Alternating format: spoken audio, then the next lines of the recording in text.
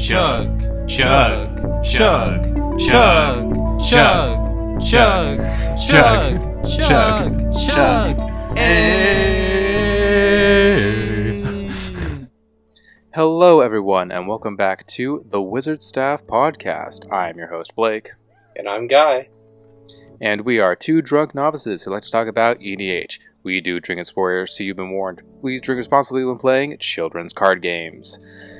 Well, we're back at it again with another episode, and this time it's going to be about Lord of the Rings, Tales of Middle-earth, the latest Magic the Gathering set.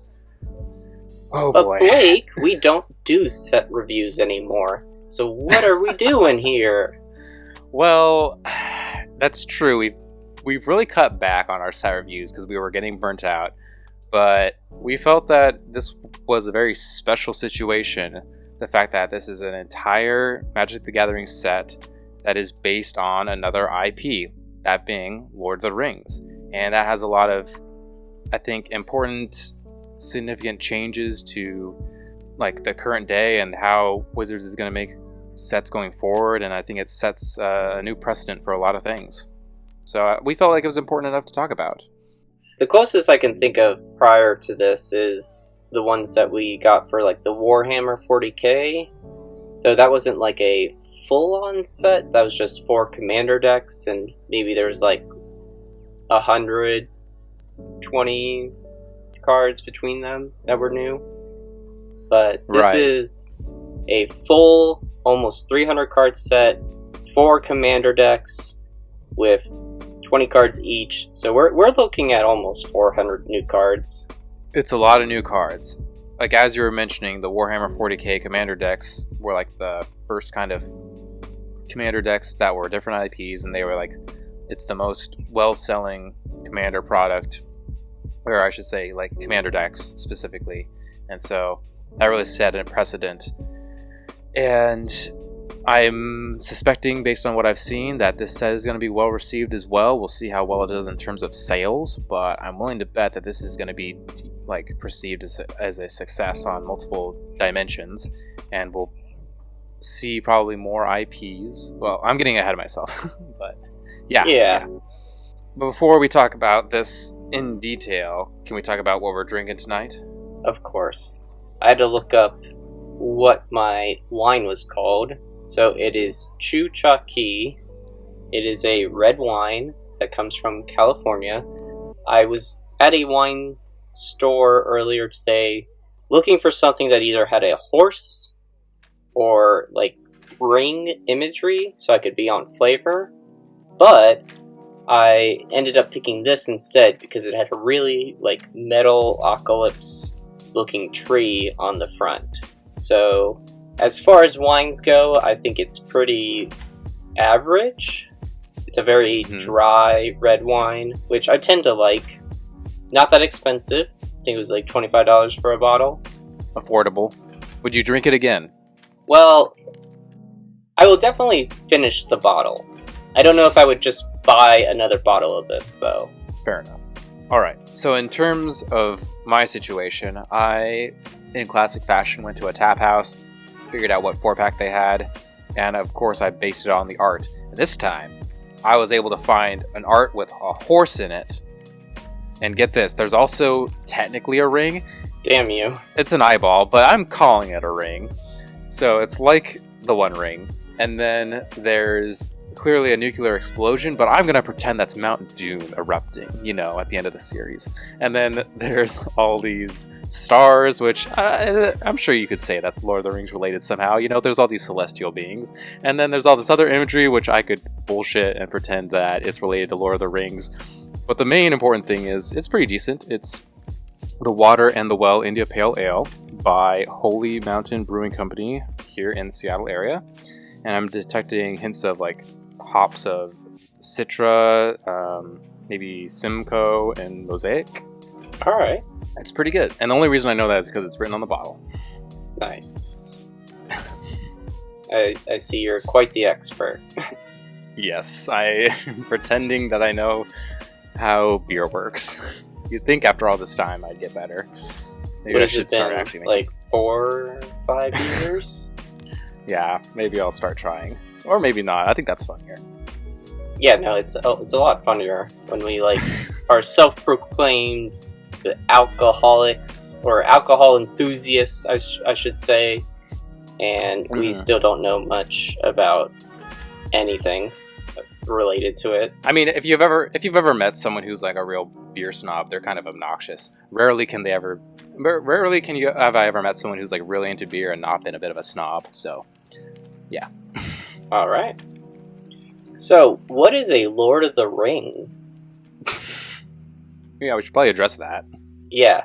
So, this is a small summary, no major spoilers, but you're in Middle Earth, which is a fantasy realm. There is a group of hobbits. Hobbits are like halfling people, and there is one named Frodo who inherits something called the One Ring, which can destroy the entire world.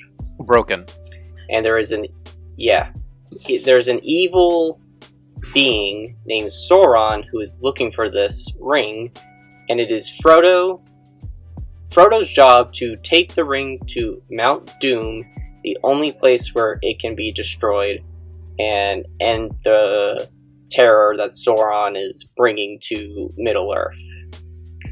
So he goes on a quest with some friends, and there is a well-known movie series that you could watch, learn more. It's probably what most people know. Yeah, I mean, I don't know if I have to really explain, like, what is Lord of the Rings, because I feel like it's one of those things, like Star Wars, that, like, you have a general sense of what it's about. Yeah, I think there's a good chance that the average person has at least heard of it, if not watched it. Yes. Have you watched them, Blake? I have. So, like, for all of you listening, just so y'all know my level of understanding, I have only ever watched the movies. I have watched all of them, and I've watched the extended editions, which are great. So that's my background. I have not read any of the books. I have not read any of the books that extend the lore, like the Silmarillion. I've not done any of that. But I know a little bit. I know enough. Enough to do this review. Yes, and I guess should kind of clarify, but the set is based on the novels specifically, because there are some differences between that and the movies. But I think in terms of like comparison, it's still pretty close from what I can tell. Yep. So what's your level of understanding the franchise? I've seen all 3 Hobbits. I have seen all 3 Lord of the Rings. However, it's been a long time, and I would say, like, I don't remember quite everything, but I do remember, like, the general gist of the story. And I have read the Hobbit book. I've also watched the Hobbit animated movie, the Fellowship of the Ring animated movie, and actually last week I rewatched the Return of the King animated movie. So I was able to familiarize myself a little bit. I actually forgot to mention, but I've also seen all of those animated movies. All of them.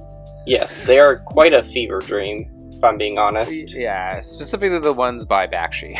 The other ones are alright. I remember watching that as a kid, and I'm like, what is this? I just think I was like, dragons? Cool. Like, that's what kind of got me.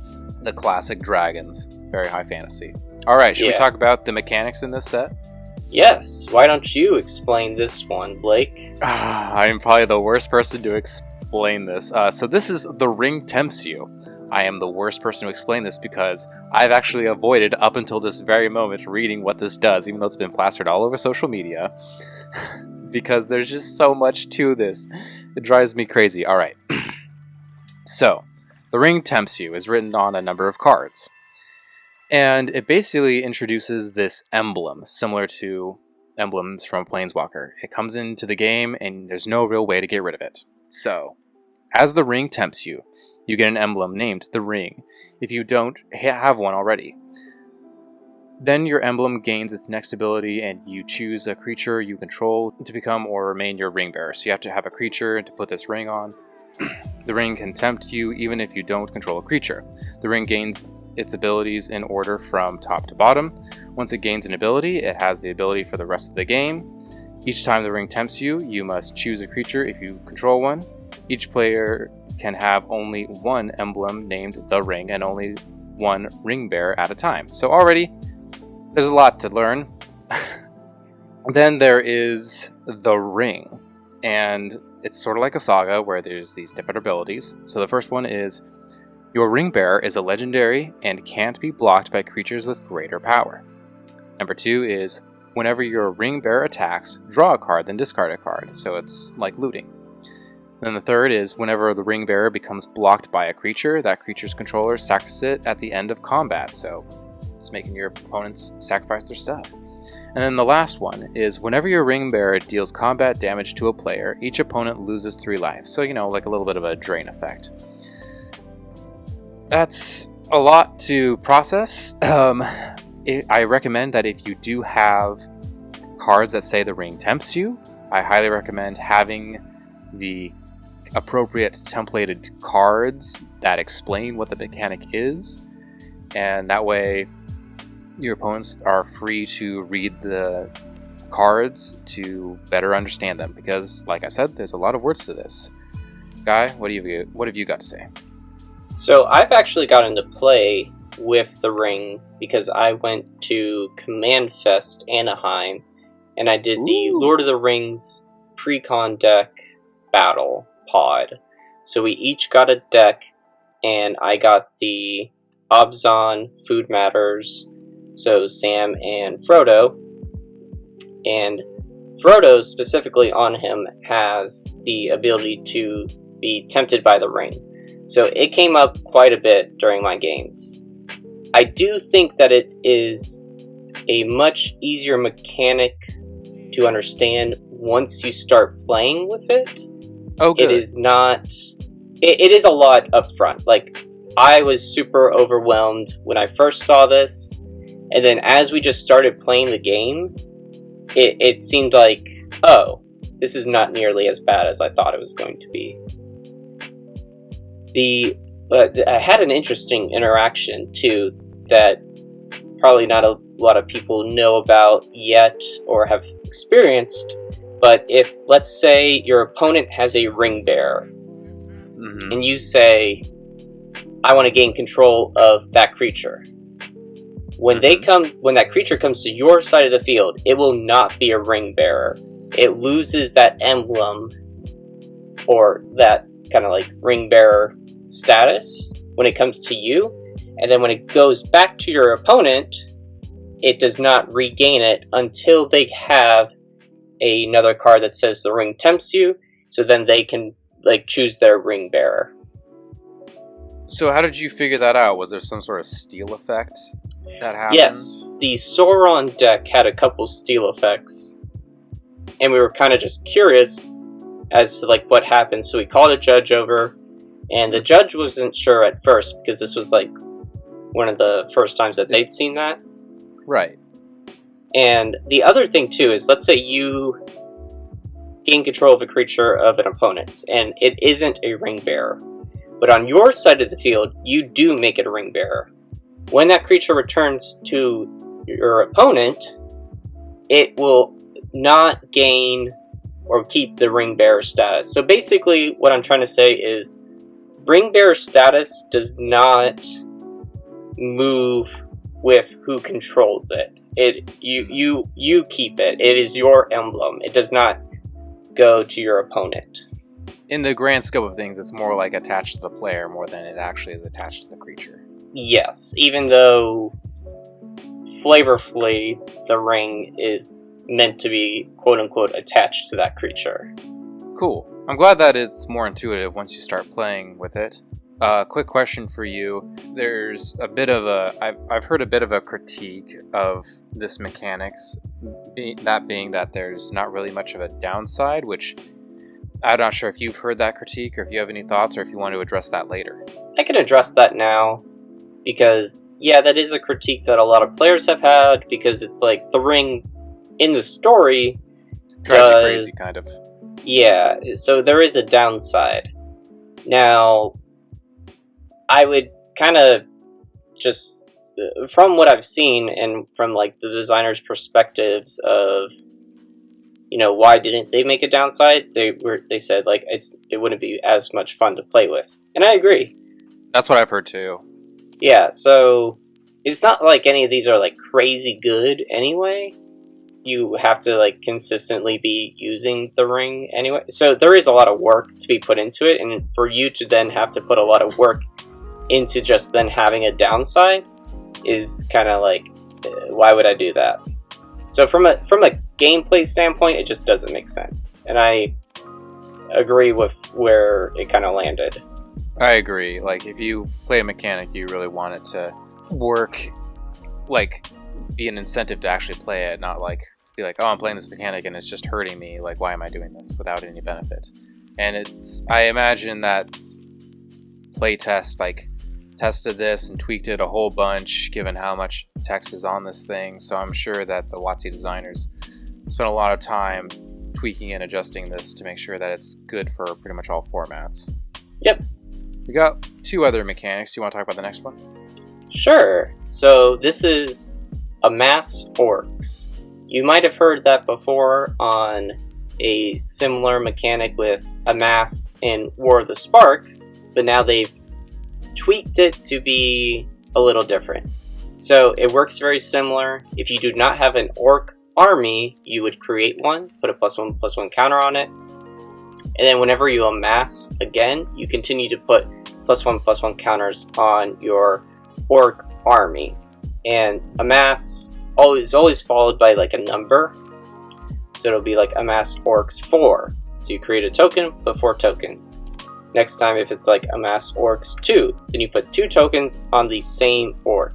You aren't creating many orcs, you are just making one big orc.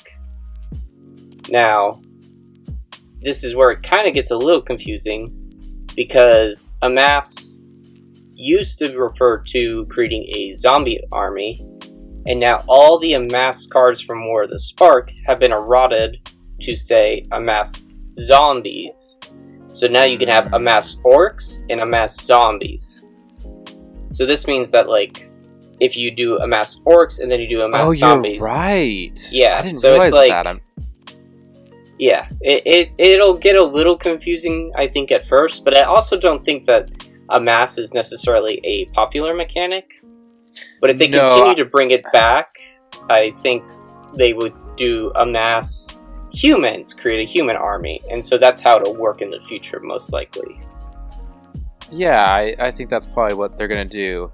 I was going to comment that I know that amass was in War of the Spark when we did that set review, but as a commander player, when I look through the list, there's not very many amass cards that see popular commander play.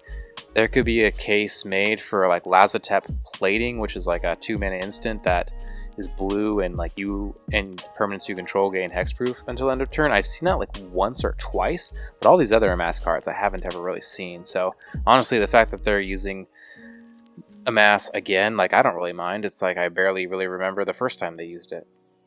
Yeah, I do think the amass cards in this set will be much more notable, and at least one of them, right? Yeah, one of them for sure. But yeah, I think it's pretty cool. Yeah.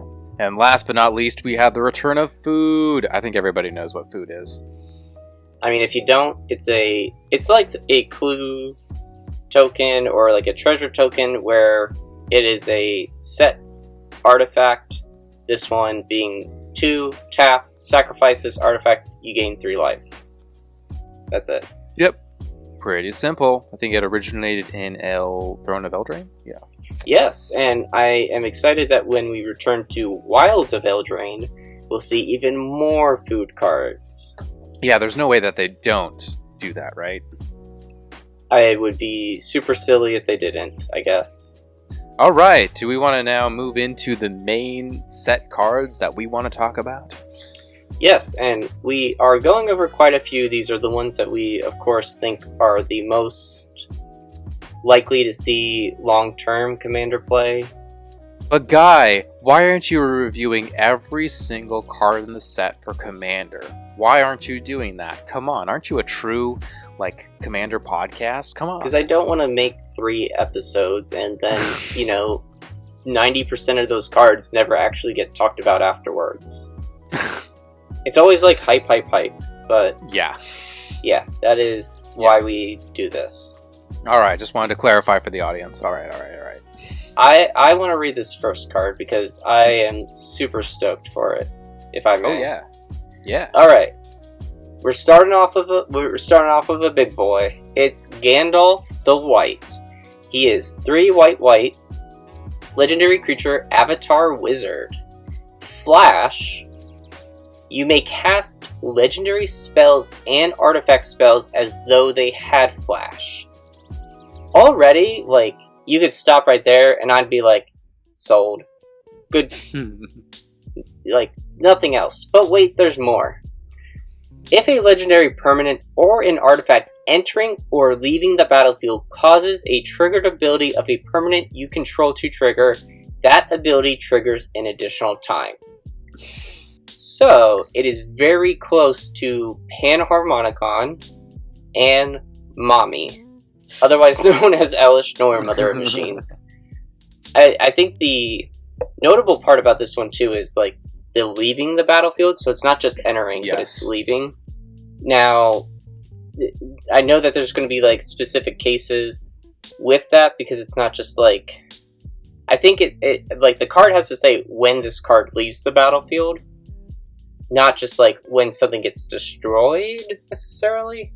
I don't know if I'm explaining this correctly, and I don't have examples on hand to explain it. Right, but if you play a Wrath effect and destroy all the creatures, it's not going to trigger that last ability of leaving the battlefield.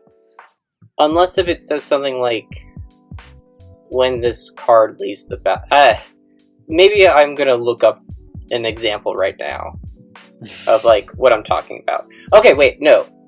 Okay, here's a good example. Commander Sphere. It says sacrifice Commander's Field, draw a card. You don't get 2 draw triggers from Commander Sphere leaving the battlefield. Okay? Okay. Let me see if I can find real quick. Okay, so yeah, Commander Sphere, sacrificing it to draw a card does not get you 2 triggers.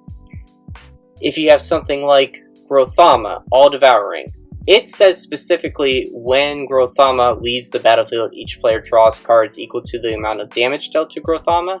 That would trigger twice.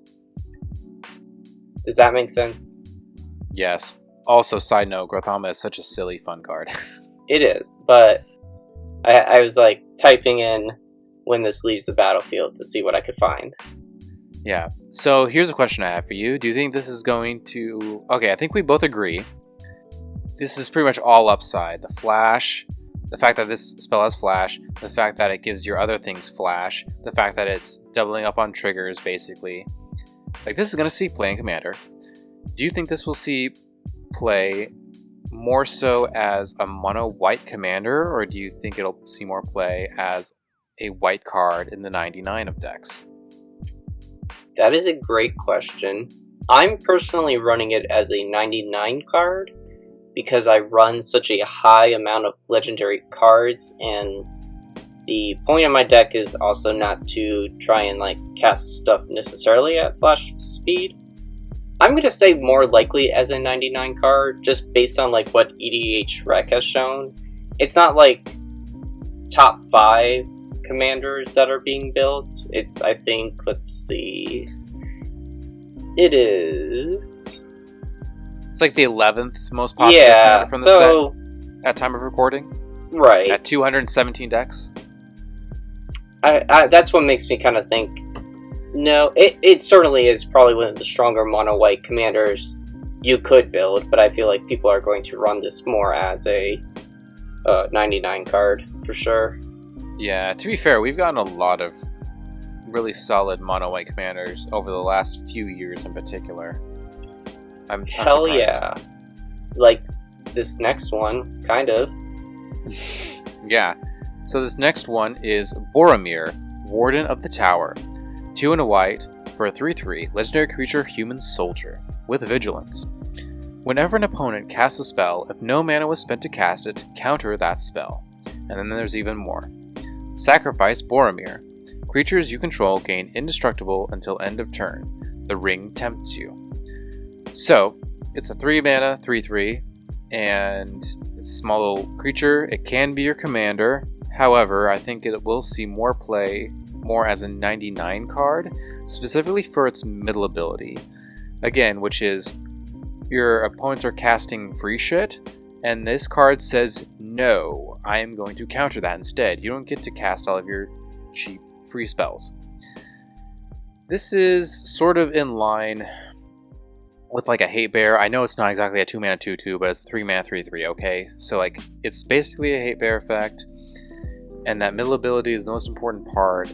It's similar to Chalice of the Void, it's similar to Lavinia, Azorius Renegade, from stopping your opponents from casting free spells.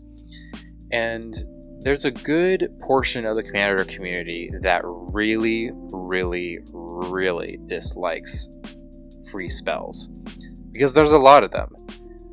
And they're generally pretty strong, because generally speaking, casting things for free is oftentimes pretty strong. You know, we're talking about this card is going to be able to counter things like Force of Will, Force of Negation, Force of Vigor, Force of Despair, that black removal one. There's Deflecting Swat, Fierce Guardianship, Deadly Rollick, Snuff Out, Misdirection, Mind Break Trap. Not to mention, it's also going to stop one of the most popular, arguably one of the most popular commander mechanics there is, which is Cascade. Oh yeah, that's totally true. I forgot about that. Yeah, I just remembered it. I was trying to think, like, what are ways that you can cast stuff for free? That's one of them. Yeah, so there's free spells, but there's also like what I would call like mana cheaters. There's things like Omniscience, Bolas's Citadel, Dothi Voidwalker when it taps to cast a thing from the graveyard. There's like Mind's Desire, Mind's Dilation, Mystic's Mastery, Mosswort Bridge, you know. Then there's also those like sneaky synergies like Possibility Storm and Tibble's Trickery, where you're trying to like cast things that aren't like, that are sort of chaosy effect, but you're not actually casting those because of the Possibility Storm. It's like casting for free. So there's a lot of all these like niche interactions. So here's what I'll say.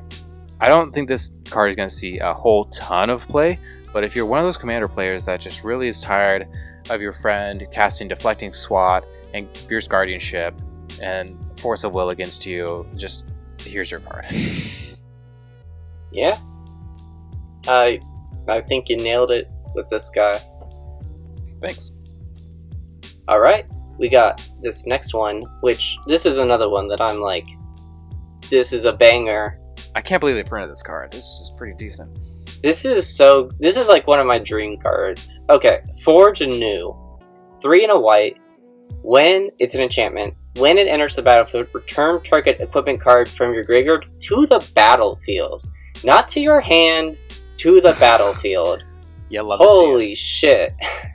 Okay, as long as it's your turn, you may activate equip abilities anytime you could cast an instant. And again, right there, I'm happy. I don't need more. But there's a third part. You may pay 0 rather than pay the equip cost of the first equip ability you activate during each of your turns. What the fuck? What? This was like an auto include for me, because this is like, play this, get World Slayer to the field. Okay, who's not blocking what creature? Instant speed equip World Slayer with Avacyn out? Okay, you're done. Goodbye. Yeah.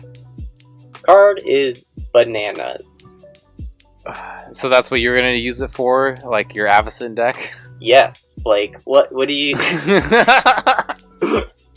Well, I'm glad, because I really do, as someone who has to play against it, I really do find it funny, the whole Avacyn plus World Slayer thing. Mm-hmm. This card is just 3 mana, nothing but upside. Like the first ability recurs an equipment from grave to field. It circumvents one of the downsides of equipment, which is that they're generally only sorcery speed, whereas now giving equipment abilities the ability to be attached at instant speed just gives you a lot of more potential to be like to be more viable with equipment based decks. And then the fact that it's also a cost reducer. So it's recursion, it's an enabler, it's a mana reducer. This thing is so dumb. I love it. Oh yeah. It's funny because I'll still every once in a while see equipment-based decks play like Leonin Shikari, which is a 2-mana 2/2 white creature, which is a cat soldier. I think first printed in Darksteel, and that one lets you activate equipment abilities anytime you could cast an instant, and that I've seen that do work in equipment decks where it's oh shit, they're able to keep up with my instant speed interaction. I have to really think about my sequencing now, and this does that and more. I'm just good god, this card is awesome. Yeah, this it's tough for me to say what's my favorite card of the set. It might be this one or Gandalf or another one we'll talk about later. Can I make a quick side note? I've seen a number of comments online where it's oh great, every equipment deck is basically the same, because there's still only a handful of really good equipment deck cards, and a lot of them are based in the white color entity, and I do kind of agree with that statement, but at the same time I'm still optimistic with the future going forward that give white support. That's one of white's strengths. It's it can do equipment things.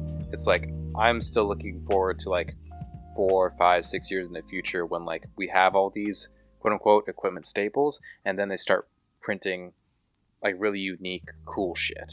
And you could then counter argue and say they're already kind of doing that. But yeah, so it's a critique I've heard, oh, here's another equipment card, it just goes in other equipment decks, all equipment decks are the same. It's yes, but I'm still optimistic for various reasons. It's not even also that expensive right now, so I would highly just recommend picking one up right now. Yeah, I think so, because I think I've told you that I'm retooling my Aurelia, the War Leader deck, to be equipment Voltron, and this probably makes the cut. I bet it does. Angel versus Angel. How about you read the next card? Or actually, it's me, isn't it? It is you. Alright. I'll read this, but I feel you're more excited about it than I am. This is Flowering of the White Tree. White. Legendary enchantment. Alright, it is an enchantment, so I love it. It says, legendary creatures you control get +2/+1 and have ward 1. Alright. Then there's more. Non-legendary creatures you control get +1/+1. So, basically, it's a cheap enchantment that is an anthem effect for most of your creatures. However, if you build your deck where most of your creatures are legendary creatures, then it's a super anthem, right? It's +2/+1 and ward 1, which is not as good as hexproof, but hey, it's still somewhat a layer of protection for your creatures. I've heard a number of other formats are talking about this. I don't play other formats, so I don't know if this is actually good for Death and Taxes and stuff like that. I don't know. I'm a Commander player. But in the world of Commander, I've heard a number of especially mono white Staxy decks, or even just Staxy decks in general, that are really reliant on hate bears and value creatures, that a lot of them are legendary creatures, and even if they aren't, the +1/+1 is nice, and you're now going to beat down your opponents. And I think in that specific small group of commander decks, those people are really happy for this card. That's what I've heard. What have you heard? Pretty much the same thing. I mean, I think this is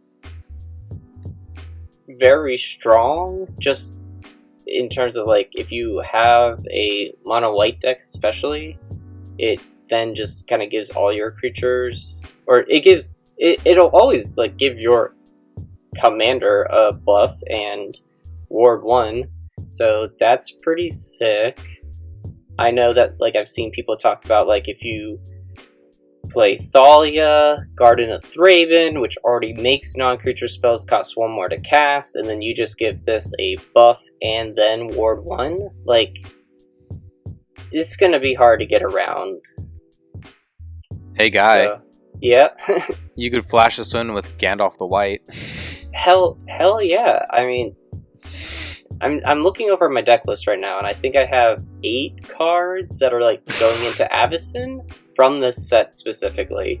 That's a lot. That is a lot, actually, yeah. I'm excited. I haven't played against Avacyn in a little while, so I'm excited. Oh, I don't think you won't be once you lose. Wait. Are you playing this next card? Oh, Blake, when this first got shown off, yes, absolutely. So, okay, this is Reprieve. This is the other card that I was talking about, where I was like, maybe this might be my favorite card, just because... Alright, let me read it first. Reprieve. 1 and a white. Instant. Returns target spell to its owner's hand. Draw a card. So it's basically a white remand. And that's basically a counter spell without it being a counter spell. So it gets around uncounterable spells, which is true. Pretty sick.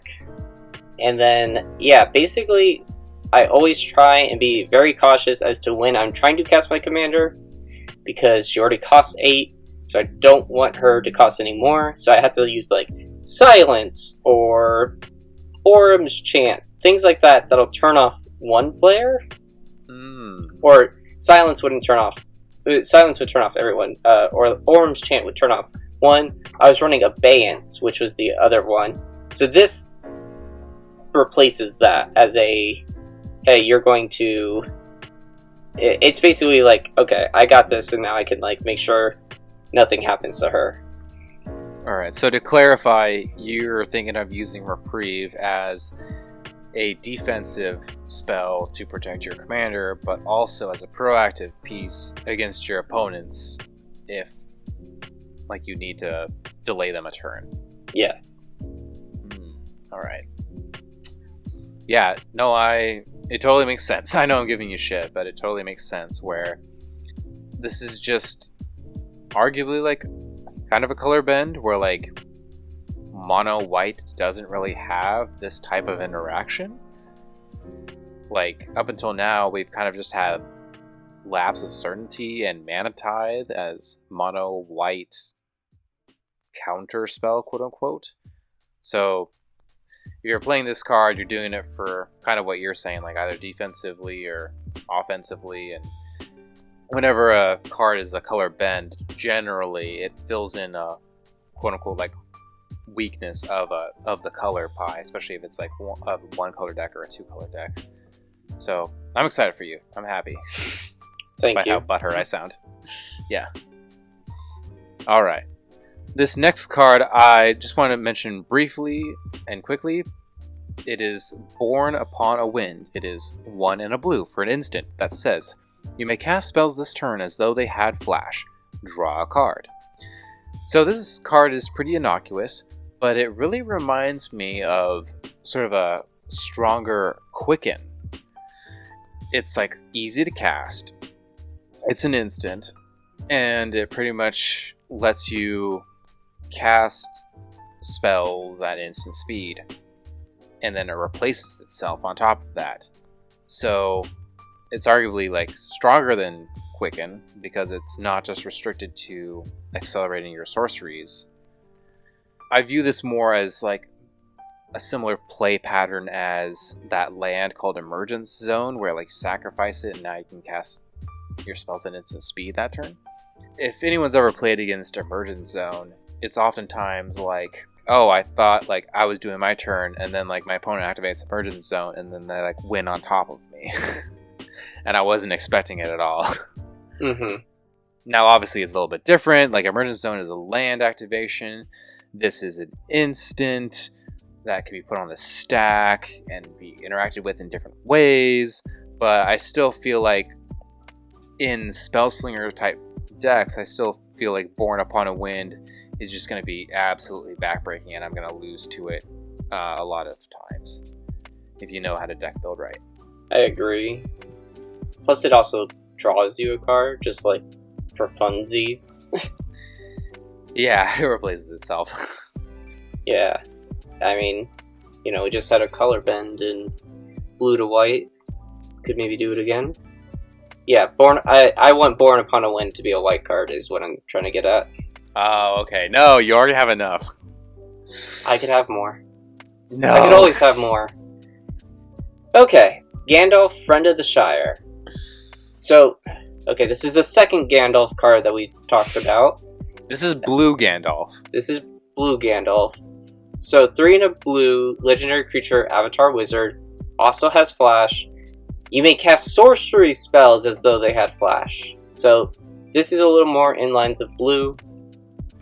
And then whenever the ring tempts you, if you chose a creature other than Gandalf, Friend of the Shire, as your ring bearer, draw a card.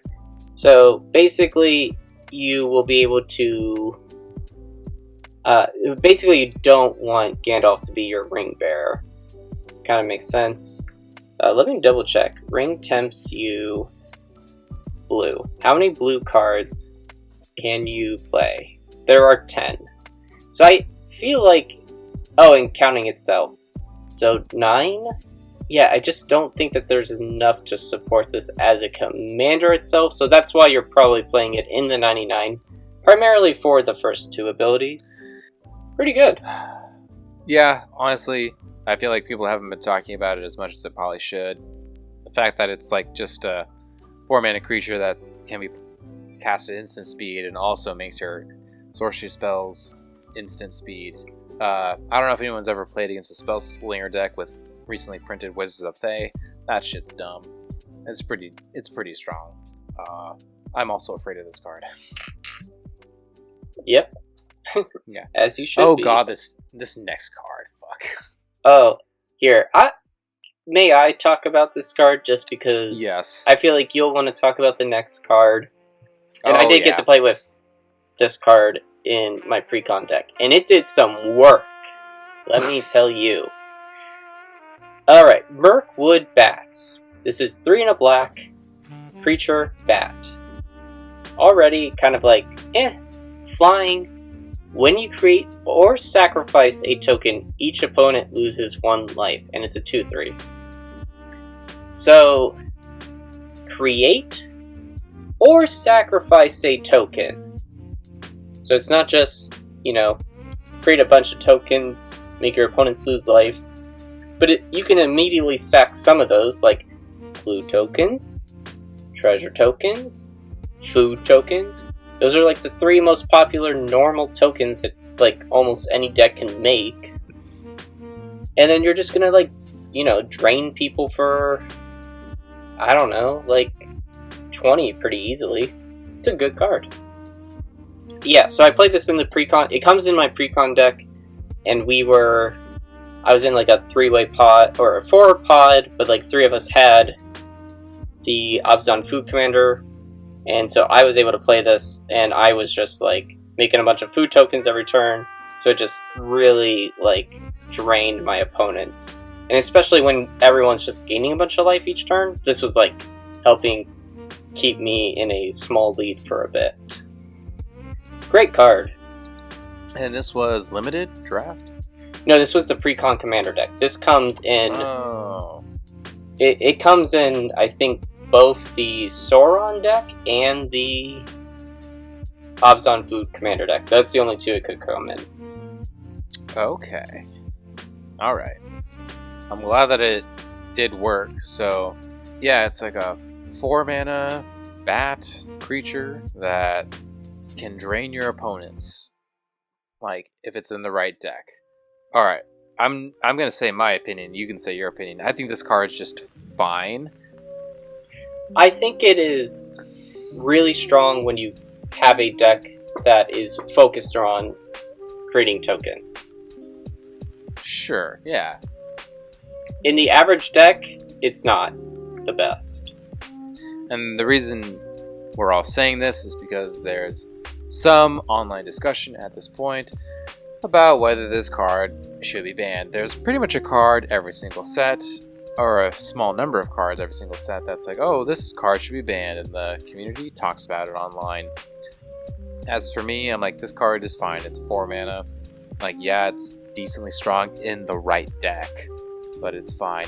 It's also funny when people talk about like, oh, well, my dock side makes 20 treasures, and then you sacrifice those 20 treasures. Well, that's 40 life to each of your opponents right there. I win the game. And I'm like, yeah, you're also talking about Dockside Extortionist, literally one of the strongest cards in the format that's not banned. Like, what is this example? That is a good point. I mean, pair anything with Dockside and it's like, yeah, that's a good combo. It just makes me laugh so hard. Yeah, so really quickly, yeah, so in June of 2023, so which is kind of like when we're recording, the Commander Rules Committee, the people that are in charge of the rules and bannings of the format of Commander, they came out with a rules update. They said that there were no card changes, and that in terms of the rules category, they said a number of things, but more importantly, there was the general commentary, which is, and I'll just make a really quick quote here. We've been following the community's discussions and concerns surrounding Orcish Bowmasters, and, to a lesser extent, Mirkwood Bats. With the help of the Commander Advisory Group, we'll be observing how, if those discussions change over time, and play against these cards. So, that's basically the Commander Rules Committee saying like, hey, we're not going to do anything right now. We're going to listen to the community and how their play experiences go. We're listening about Mirkwood Bats, but there's this other card that we're more concerned about. That's basically how to synthesize that announcement.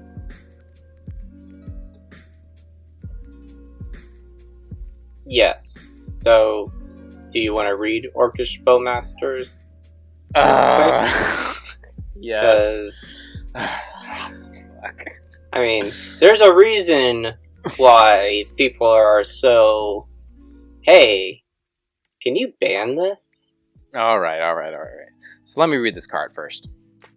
So, this is Orcish Bowmasters. It is 1 and a black for a 1/1 creature, Orc Archer. It has Flash.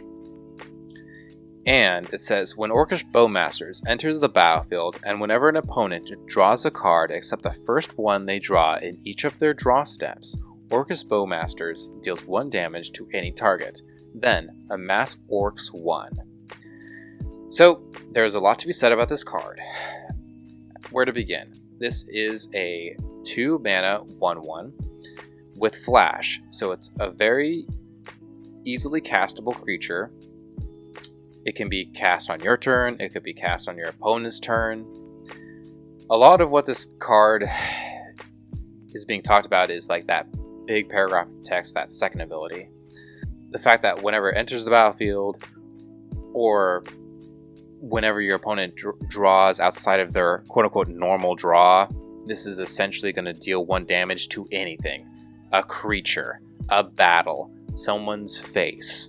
And then on top of that, it's going to amass Orcs 1. So it's going to make an additional body on top of that. This is arguably the strongest card in the set. This is super easy to cast. It punishes your opponents for drawing extra cards, which is, let's be frank, just a super duper common thing in Commander. People just draw a lot of extra cards. It's kind of a pivotal, I'm not sure if game mechanic is the right term, but it's just like a pivotal like mechanism within an average EDH game. Like, people just draw extra cards. That's how most decks get card advantage. There are other ways, but that's oftentimes the case. And then the fact that this is then targeting anything. Again, it could target your opponent's creatures, like whether they have static abilities or activated abilities, so it just like nukes their entire board. If they don't have a board, well, you can just like go to their face and just try and kill them that way.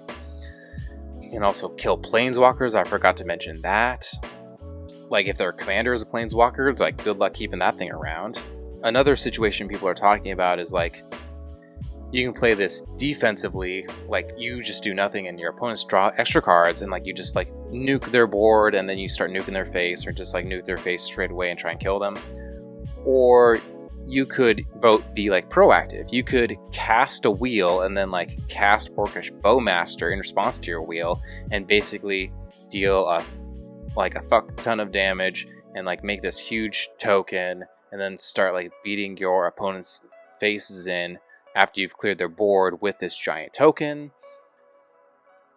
There is like a whole bunch of dynamics. Like this can probably see a good amount of playing casual pods, but like this really has the competitive EDH community talking a whole bunch, where it's really going to change up their meta to where it's like a less friendly creature meta. Guy, I feel like I've just kind of been like saying a bunch of messy tangential thoughts. Do you have a way to like comment on what I've been saying? I think from what I've seen personally, it's kind of the same thing that we're seeing with Dockside Extortionists. This is going to drastically warp how competitive players play, but it likely won't see the like power level that it does in casual play for the most part, because it's going to be an expensive card for sure. So it probably won't break into like lower levels or people who are just kind of playing with what they get unless they open one. And one of the ways that I kind of have understood like how good is this card is the Gitrog deck that I personally follow for competitive play has taken out Sylvan Library, Squandered Resources, two pretty notable cards in that deck for drawing cards as kind of like a proactive, hey, we can't be drawing a ton of cards when this thing's running around in a format. Plus, we need to start running more removal, so adding like Cabal Pit or like Fatal Push to try and kill this thing. Because that deck, especially Gitrog, revolves around drawing your whole deck. So in that kind of like competitive scene, this thing is like changing a lot of how decks want to work. So, for those listeners who, like, a lot of them have the question of, is this card going to be banned? What would you say your response to that question would be? Probably not. Just because of, like I said, Dockside's been running around for a while, and it really only truly hits its like peak in higher levels of play. And I think that's kind of what we're going to see with this. And I don't think it's going to break into casual enough for it to warrant that. I think I agree, to where the rules committee doesn't actually really, most of the time, ban cards from a competitive perspective. They ban cards for how they impact casual pods, and whether those play patterns are toxic to a widespread degree. Right. Like how Hullbreacher was indeed banned. And I don't want to get into like a deep discussion about Orcs Bowmaster compared to Hullbreacher, but I think the key thing to think about is the fact that Hullbreacher fully stopped your opponents from drawing cards in response to like wheel effects, and that was just a really toxic like play pattern, especially in casual pods. And how that was mimicking the already set precedent of Leovold, and why Leovold was banned, because again, sort of like stopping extra draws and like wheel effects and like fully stopping draws, Orcs Bowmasters still lets your opponents draw cards. It's just gonna punish you, not from fully stopping you from drawing those cards, but stopping you from like advancing your board states, because it's probably going to kill it, and also probably lowering your life total. So I think that's a huge key difference. And like you said, like, man, Dockside Extortionist is still legal, Boss's Oracle is still legal. Is Orcs Bowmaster better than those two cards? Probably not. Like, but you're also talking about like the two best cards in the format. Yes. Yeah, but still. Yeah. But again, it's like, it's not based on power level, competitive speaking. It's about how the average casual pod is going to be affected. And I guess time will tell, but I think it'll not get banned. I don't think so. I'm going to laugh my ass off if it gets banned. Yeah, I mean, time will tell, I guess.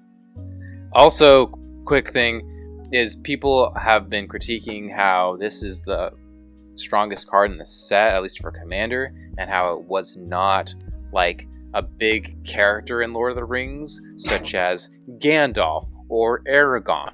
Do you have a response to that sort of comment? No, just because there's so much that goes into designing a set that people don't understand, like the behind the scenes things as to why things are the way that they are. So I'd say no. Like, so what? Like, we'll get into this at another point, but I think this makes it a little easier for reprinting too in the future. That's what I was gonna say. Yeah, it's the fact that like, because it's not like Aragorn, because it's not Gandalf, because it's this like orc card, it's like arguably easier to reprint. And so like, yeah, this is a strong card. It's gonna be highly priced. It's probably gonna be one of the most expensive cards in the set, arguably, depending on the version that's you buy. But because it's like kind of a know-nothing card, it's more easy to reprint in the future. So, and maybe WotC knew that. Maybe it's just like you're being mind gamed and you didn't even realize it. Yeah. Okay. So let's move on to this next card. And Broken. This is another one that has been talked about in the CEDH community. Display of Power. 1 red, instant. This spell can't be copied. That's weird. Oh, It is. copy any number of target instant and or sorcery spells. You may choose new targets for the copies. So, your opponent's gonna win on the stack? Nope. Just gonna copy everything and I'll win before you. So, that's pretty good, wouldn't you say? Like, you can just like pick everything to benefit you. Like, as long as they're instants and sorceries, yes. Yes, but I mean, come on, like, Yeah. I mean, the CEDH, competitive EDH community does skew much higher in the instants and sometimes sorcery deck building strategy. I mean, in a way, this is kind of like a counterspell, because, you know, I cast something. Oh, you're gonna, and then opponent, I'm gonna counter that. Well, I'll just copy that, and then maybe I copy some other stuff too on the stack if there's more. But then you can just then counter that, make sure like all your stuff goes through. So I would recommend, if this is like, if you are playing a Spellslinger deck heavy in instants and sorceries, you're probably going to play this, especially if you're trying to like storm off. But also if you know you're going to be in a pod that is instants and sorcery heavy, like as you said, CEDH, this is probably a decent card. Also, I looked it up really quick, like the number of times I've seen a text, this spell can't be countered, and it's only appeared once before, and that was C double, a blue instant, back in like March of the Machine, which wasn't that long ago. So I'm wondering if we're going to see this line of text more often. And the whole reason that line of text exists is because like you don't want this to copy itself infinitely forever and break the game, right? of course, yeah. Yeah. All right. I just want to clarify that. Because I'm not the best with rules, and I wanted to double check that that's why that text exists. Mm-hmm. And because we've seen it like twice now in such like recent back-to-back sets, relatively speaking, I wonder if we're going to see this more going forward. I mean, I think it's a good way of being able to print powerful cards by giving that clause of this can't be copied. Yeah. So, Oh. I agree. I know you just read a card, but I feel like you should read the next card. And also the next card after that. Just because it's pertinent to you. I mean, maybe?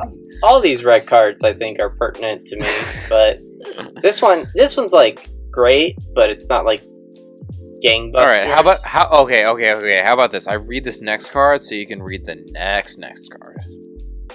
You mean the next two after that? Yeah. Okay, yeah, you go for it. Alright, so this next card is called Fiery Inscription. It is 2 in a red for an enchantment. Love me a good enchantment. When Fiery Inscription enters the battlefield, the ring tempts you. So remember all that stuff I said earlier in the podcast. You probably can't, because that was a lot. Whenever you cast an instant or sorcery spell, Fiery Inscription deals 2 damage to each opponent. I feel like this is a card that has come out, and I'm surprised by how few people are talking about it, given the fact that this is essentially, given the second ability, another gutter snipe. But instead of a creature, it is an enchantment. The whole bit of like cast an instant or sorcery, deal 2 damage to like each opponent, is like kind of a win con in a lot of instant and sorcery spellslinger heavy decks, right? Oh yeah. Like I can tell you, like I have died to a gutter snipe so many times because an opponent just like chained instant after sorcery after sorcery after instant after instant after instant after instant after sorcery after sorcery after instant sorcery back to back, and like I just lost like in one turn even though I was at like 56 life, and I'm just like holy crap. And that's essentially what Fiery Inscription is. It's a secondary gutter snipe. So like I fully like expect to see this card every once in a while and just like be like, oh shit, we're gonna die.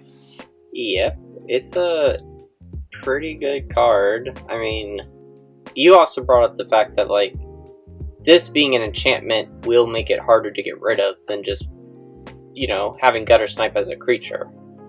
Yeah, I mean generally speaking, enchantments are harder to remove than creatures. Generally speaking. Right. Yeah. And I mean, I've totally tried to remove a gutter snipe.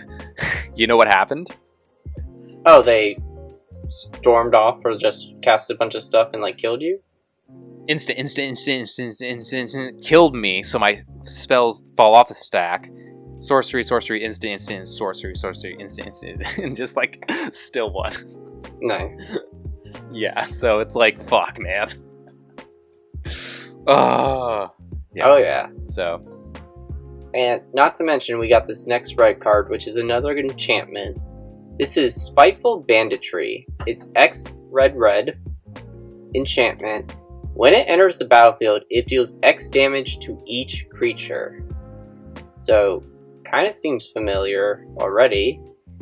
But wait, there's more. Whenever one or more creatures your opponent controls die, you create a treasure token. This ability triggers only once each turn.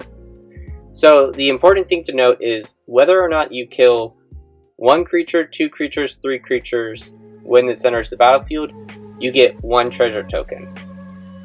However, this would then stick around, and whenever a creature dies, which I would say is fairly common in a game of Commander, yeah, you will get a treasure token.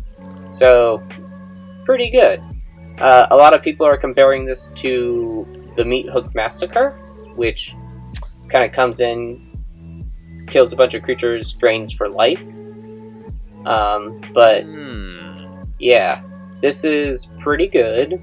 And I like it a lot because it scales well with being where it is in the game. Like, if I have nothing to do on turn 2, why don't I just cast this? I'm not going to kill anything, but, again, creatures dying is a pretty common thing, so then I'm just going to create a bunch of treasure tokens. Or, late game, I play this, kill a bunch of creatures, only get 1 treasure token, but still pretty good. You know, I hadn't thought about it like that, but I think it really does help to analyze this card when comparing it to Meathook Massacre. Yeah.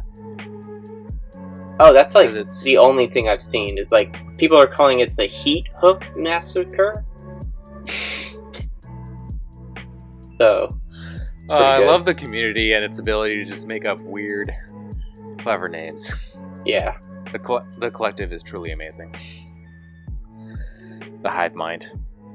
Guys, is this as good as Blasphemous Act? No. I'm being facetious with that question. I agree that I don't think it's quite as good as Blasphemous Act, because Blasphemous Act, most of the time in Commander, is like a single red mana sorcery, like destroy basically every creature on the field. I think And the that's one hard to thing about this that's like a little better is you do get to control how much damage is dealt. So, Blasphemous Act being 13, that's going to kill like everything, unless if it has indestructible. Like 13 damage, Yeah. like what creature, like very few creatures have enough toughness to survive something like that. Yeah. Alright, Hold on, I want to quickly look up how many creatures can survive a Blasphemous. Okay, so it's the worm, the crab, band Emrakul. So 1, 2, 3, 4. yeah, There four. are four. So there are 4 creatures that can survive a Blasphemous Act. Holy shit! I Yeah. didn't realize this. Who the fuck is playing like the Selesnya worm? Nobody's playing the mono blue crab. Well, some people kind of are for the meme. No one's really playing the 2 giant worms. Holy shit! Fuck. Blasphemous Act is so good. Fuck. Yeah, I mean, I guess maybe if you're parked and you're doing stupid +1/+1 counter bullshit, you can get around it. But I like how we were talking about a new card, but you're now very fixated on Blasphemous Act. I know, I'm sorry. It's fine. Like, yeah, but I think that just kind of speaks to, like, you know, we're comparing this card to Blasphemous Act, which is already a very good card. Like, this one's gonna give you value back at the same time. It's gonna allow you to control the board a little better. I'm definitely trying it out. Like, I don't see why not. Yeah, for sure. This and Fiery Inscription are the 2 that made the cut, I think. I think that's it. That's fair enough. Not this next card. This next card, I kind of want to wait and see a little bit, and I want it to come down in price before I buy one. I'll read it real quick, but Cavern Horde Dragon. It's 7 red, so it's a 9 mana card. Creature Dragon. This spell costs X less to cast, where X is the greatest number of artifacts an opponent controls. So if it's not counting all artifacts, it's only counting one opponent and however many artifacts that they have. So it is very dependent on your opponent's board state. That is one of the biggest reasons why I'm like iffy on this card so far, is I have to hope that my opponents are playing a lot of artifacts. Or one opponent is playing a lot of artifacts. It does have Flying, Trample, and Haste. So that's a pretty stacked amount of keywords to give it. And it does say whenever it deals damage, or deals combat damage to a player, you create a treasure token for each artifact that player controls. So it can be pretty good. I think it's so situational though, that like I'd have to like just pay attention in games to see like, okay, if I had this in my hand at this point in the game, what would I be able to cast it for? What would I be able to get? Like, I think I'm gonna just have to like mentally test it in my head through games to see, is this worth a slot? It's certainly a maybe card for me. You know what this card sort of makes me think about? Dockside. Kind of. I mean, yes, kind of. Kinda, but I was also Yes, gonna but say I was Sorry. also gonna say Hellkite Tyrant. In the Oh, sense yeah, that okay. it's a big, expensive dragon that is caring about artifacts, and like I just can imagine someone playing both of these in a deck where it's like, all right, my opponents are a bunch of bitches. They're not playing enough artifacts. I'm gonna make my own artifacts with Cavern Horde Dragon, and then cast Hellkite Tyrant and win that way. Mm-hmm. Yeah. Yeah, that's a pretty good comparison. It's okay, it's bad. Alright, this next card, I saw a reasonable amount of hype for, and I think it's somewhat justified. This is Delighted Halfling. We're moving into green, by the way. It is a single green mana for a creature, halfling, citizen. It is a 1/2 that says tap to add a colorless mana. And then you can also tap it to add 1 mana of any color. Spend this mana only to cast a legendary spell, and that spell can't be countered. So, this is basically a mana dork that taps for colorless mana, similar to Boreal Druid, but it has the upside of being able to tap for any color of mana when you cast, say, I don't know, your commander, because your commander is pretty much always a legendary spell, and then it can't be countered. Like, fuck. That's where a lot of the discussion of this card is coming from, is that second tap ability, where I feel like it's been a while since we've had a new staple mana dork. It's been a number of years, I'd say. I think the closest that I could think of is Allosaur Shepherd, but that wasn't even a mana dork, really? No. This one truly is a mana dork, and you could argue the downside is that it's a halfling citizen, it doesn't have elf synergies or druid synergies. It's like, bitch, yes, but also that's so insignificant. Yes, but no. This is that's the theme of this episode.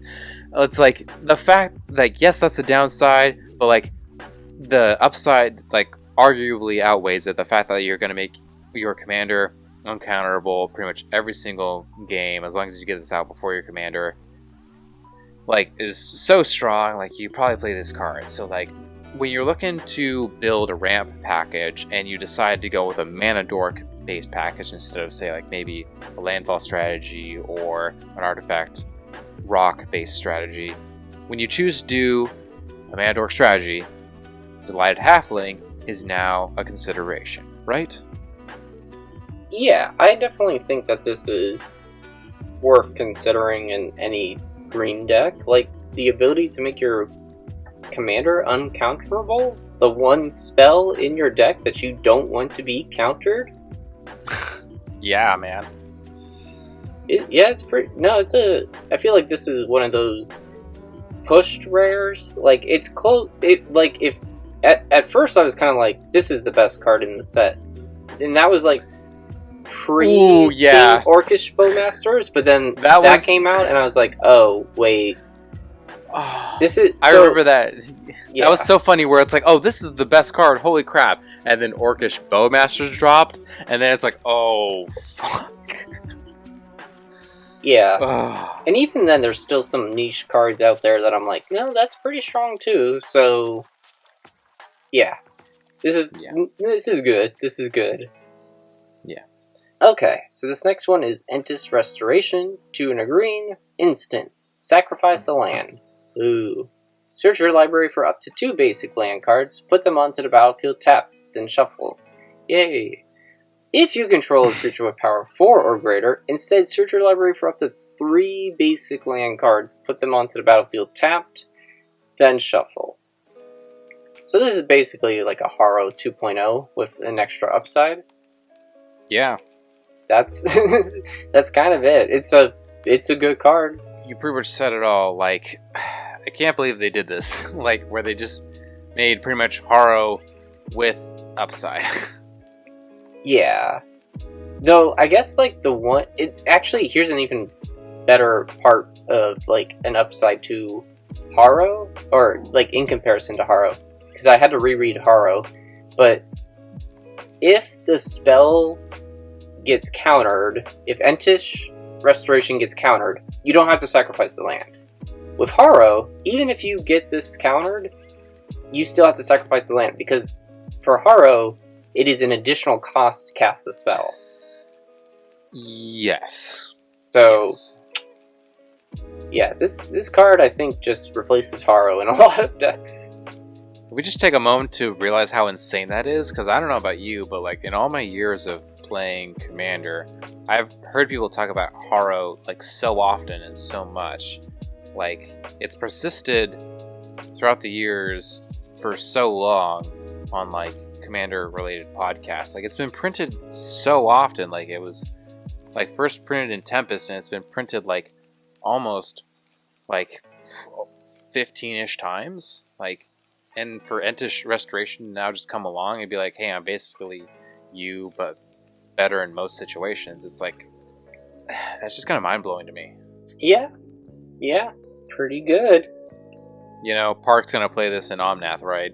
So Oh, fucked. of course, why not? Wild. Alright.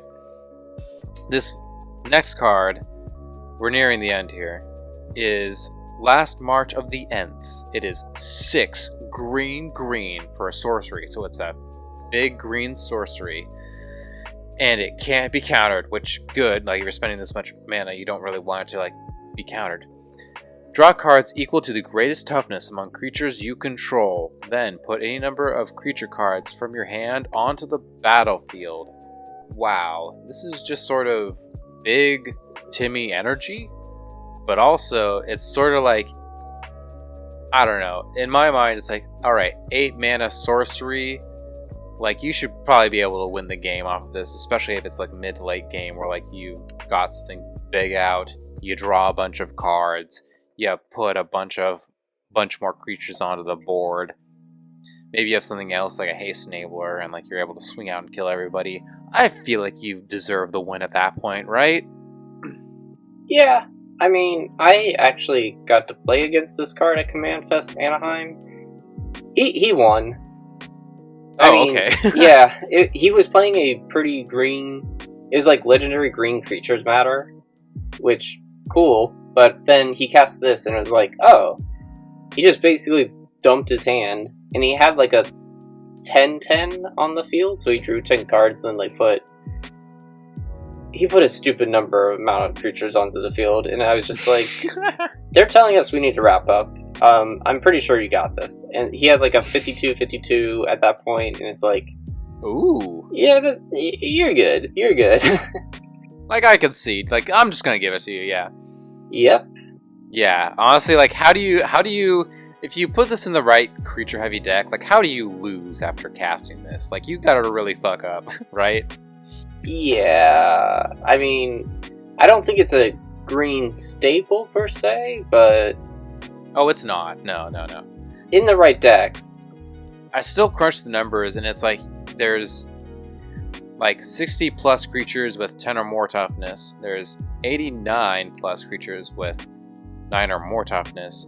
Then it like jumps up significantly to like 179 creatures with 8 or more toughness, and then if you go down to 7 toughness, it's 382, so it's sort of exponential, where like, you know, if you just have like a reasonably large creature, which in a lot of creature heavy decks, like oftentimes they'll like, I don't feel like it's unreasonable to get like a 7 toughness creature out. Like, you have like a good chance of just dumping your new hand that you just drew and just fucking taking the game, which I'm fine with.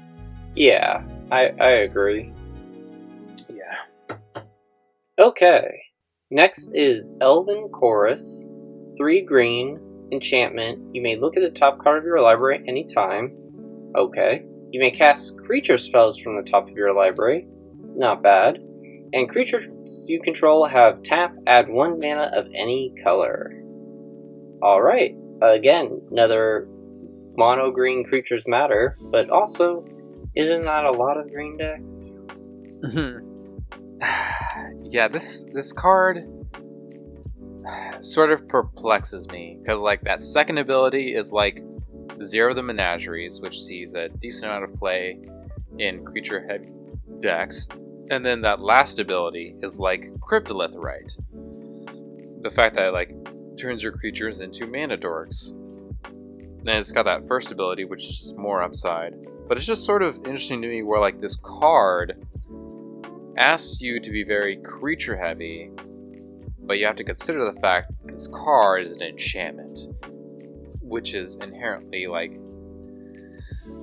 kind of unsynergistic. Like, could you imagine if this 4-mana spell was a creature and did all of this instead of being an enchantment? I feel like it makes sense to like put them in the same kind of a deck where it's like creature is enabling creatures, right? I mean, that being said, like you have cards like Guardian Project, which highly enable creature heavy decks, but maybe that's not quite a fair comparison. Where like the point I'm trying to get to is I don't know if Elven Chorus is strong enough to be like Guardian Project, where it can have that non-synergy between card types and still see play in those types of decks. Do you understand what I'm kind of saying? No, I agree. Because it's not card draw like Guardian Project is. Like, this is simply like pseudo card advantage in the form of like looking at your top deck, and it's pseudo like mana fixing, which over the last couple of years, I don't know about you guys, but I've really heard a lot more critiques of Cryptolith Right not being a good card because, and I mean I kind of agree, because like if you're gonna fix your mana, just like be a better deck builder and build better lands and build like better like ramp pieces instead of having to rely on mana fixers. Yeah, and I don't think Green's well known to go find enchantments, so it's kind of like it's not. You have to be dependent on trying to draw into this. I'm really curious to see how the future goes for this card, if it's going to see adoption or not. But we're going to move into the multicolor now, and I'm excited because this is Aragon the Uniter. It is red, green, white, blue. It is pretty much sans black, baby. It's a legendary creature, human noble. That's a 5/5. So keep in mind that's a 4-mana 5/5. Great deal. Whenever you cast a white spell, create a 1/1 white human soldier creature token. Whenever you cast a blue spell, scry 2. Whenever you cast a red spell, Aragon deals 3 damage to target opponent. Whenever you cast a green spell, target creature gets +4/+4 until end of turn. So like you cast white stuff, you make tokens.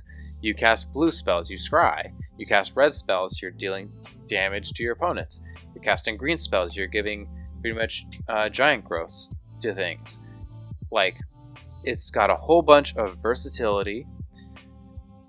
I think the major thing to note about this card is the fact that we don't have a whole lot of sans black commanders that aren't a partner pairing or background related.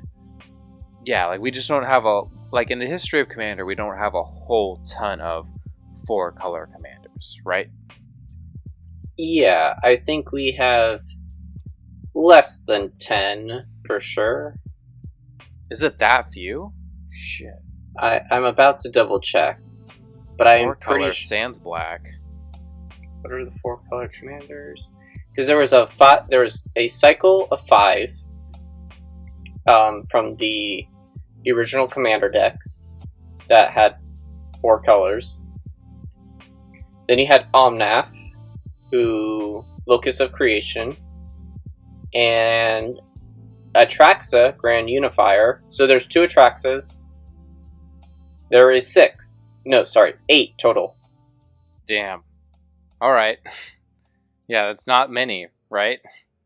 It's not many, and I will note that, however, red, green, white, blue is the most common, and I mean, I say that with, like, the grainest of salt, because, you know, it's 8. It's like 3 out of 8 of them are this color combination. However, they all are very different from each other. Aragorn is certainly a multicolors matter, or just colors matter. Omnath is a landfall deck, and then Kianos and Tiro of Miletus is a group hug commander deck. So they're all different, which is good. Wow. So yeah, the other thing that I needed to note about this is that it is only looking at the colors of mana that is being spent to cast it, in terms of like pips at the top. It's not caring about color identity. So there are cards, that like Samut, Voice of Dissent. 3 red green, doesn't matter. So it's a red green card. And then it has Flash, Double Strike, other creatures you control have haste. And then it does have a white pip down in its text box. White, tap, untap. Yeah. But that does not make it a white card. So it is only still a red green card. That is what Aragorn cares about. That's actually helpful to me because it's like I'm primarily a commander player, and I really do think in terms of color identity, so that is actually really helpful for me to think about. Yes, it is only about the colors up at the top, nothing in the bottom or like text box, basically. Anything else you got to say about Aragorn? I think he'll be one of the more popular commanders for sure, but not as popular as this guy, Tom Bombadil. Yeah, I think this is the number one. Yes, he is number one currently on EDH Rec at time of recording. He's Wooburg. Legendary creature, God, Bard. As long as there are 4 or more lore counters among sagas you control, Tom Bombadil has hexproof and indestructible. So that is a pretty common thing that we see among gods, is that they have some kind of clause that gives them indestructible, or it is just inherent to them. And whenever the final chapter ability of a saga you control resolves, reveal cards from the top of your library until you reveal a saga card. Put that card onto the battlefield and the rest on the bottom of your library in a random order. This ability triggers only once each turn. So that's nice because you can pretty much cheat out a saga every turn. This would get around things like, what's that one card that we talked about earlier? Boromir? Because this is just putting it onto the battlefield, you're not casting it. Mm-hmm. But you do want to be careful about like timing of things, because it's not like you want to play like 3 sagas, have them all go off at once, because you only get one of those. You would only then get one more saga. You want to get like 3 sagas for having them all go off, basically. So what you're saying is you want to stagger your saga triggers. Yes. Like, per turn. I mean, you can also... You want to, like, play into cards like Proliferate, or, like, the Ozolith. There's a new blue commander that came out that, I know she can move counters around. Oh, she's the wife of this character canonically in the, like, Lord of the Rings universe. I will find her name. I'm pretty sure it starts with an E. I am wrong. Goldberry, River Daughter. 1 in a blue, legendary creature nymph. Move a counter of each kind not on Goldberry from another target permanent you control onto Goldberry. So, I think this is a pretty interesting deck. Like, this is the first Sagas Matter commander, and Sagas have proven to be pretty relevant or pretty important. Like, we've seen more and more of them over, like, the last year. Like, I feel like we almost get Sagas as a main set mechanic, or, like, they are relevant in at least one set every year now at this point. At least I'm kind of excited, where, like, I'm kind of thinking about it, where, like, in terms of enchantment, like 5-color enchantments, like Go Shintai is still, like, the most popular. But, like, when you narrow in on sagas, I think about Tom Bombadil, that we're talking about now, and Satsuki, the Living Lore, which is from, like, Kamigawa Dynasty. And, like, I guess Satsuki, the Living Lore, was the best saga commander, but now I feel like it's really transitioned to Tom Bombadil. And I'm not quite sure how to feel about that, where, like, it previously was a Selesnya deck, and now it's just like, oh well, now it's going to be 5-Pillar Saga good stuff. And I'm not quite sure how to feel about that. I mean, I think this gives players now the opportunity to play all sagas in a deck when it's like saga. Because you do want kind of a commander in a very niche archetype to, be able to play all the sagas that you want to play, I guess. Yeah, I guess so. Like, you want to play the red sagas, you want to play the black sagas, you want to play the blue sagas in addition to the white and the green. Like, it's just sort of, there's the tension within me to, like, not necessarily want to turn every archetype in Commander into 5-color good stuff, right? Yeah, I think the issue that I kind of have is just, like, what will differentiate the Tom Bombadil decks from each other? Like, what kind of will it just be, like, literally, yes, play all the best sagas, or will you have, like, some kind of theme to your sagas to help make it different from what your opponents are doing, or, like, other people who are playing Tom Bombadil? Sure. I mean, that's a criticism you could levy against a whole host of commanders these days, right? Like, I guess, yeah. Yeah, so, I don't know. I'll think about it. Okay. We're down to, like, the last 3? Yeah. Go for it, Blake. Alright, so this one is sort of like the land cycle, and I'm just going to talk about 2 of them, alright? I'm going to talk about the white land and the red land. Is that alright? Yeah, there is one for each of the colors that a legendary land, and they all have the text, this enters the battlefield tapped unless you control a legendary creature. The blue, green, and black one are, like, pretty mid, but the white and the red one are certainly the best ones.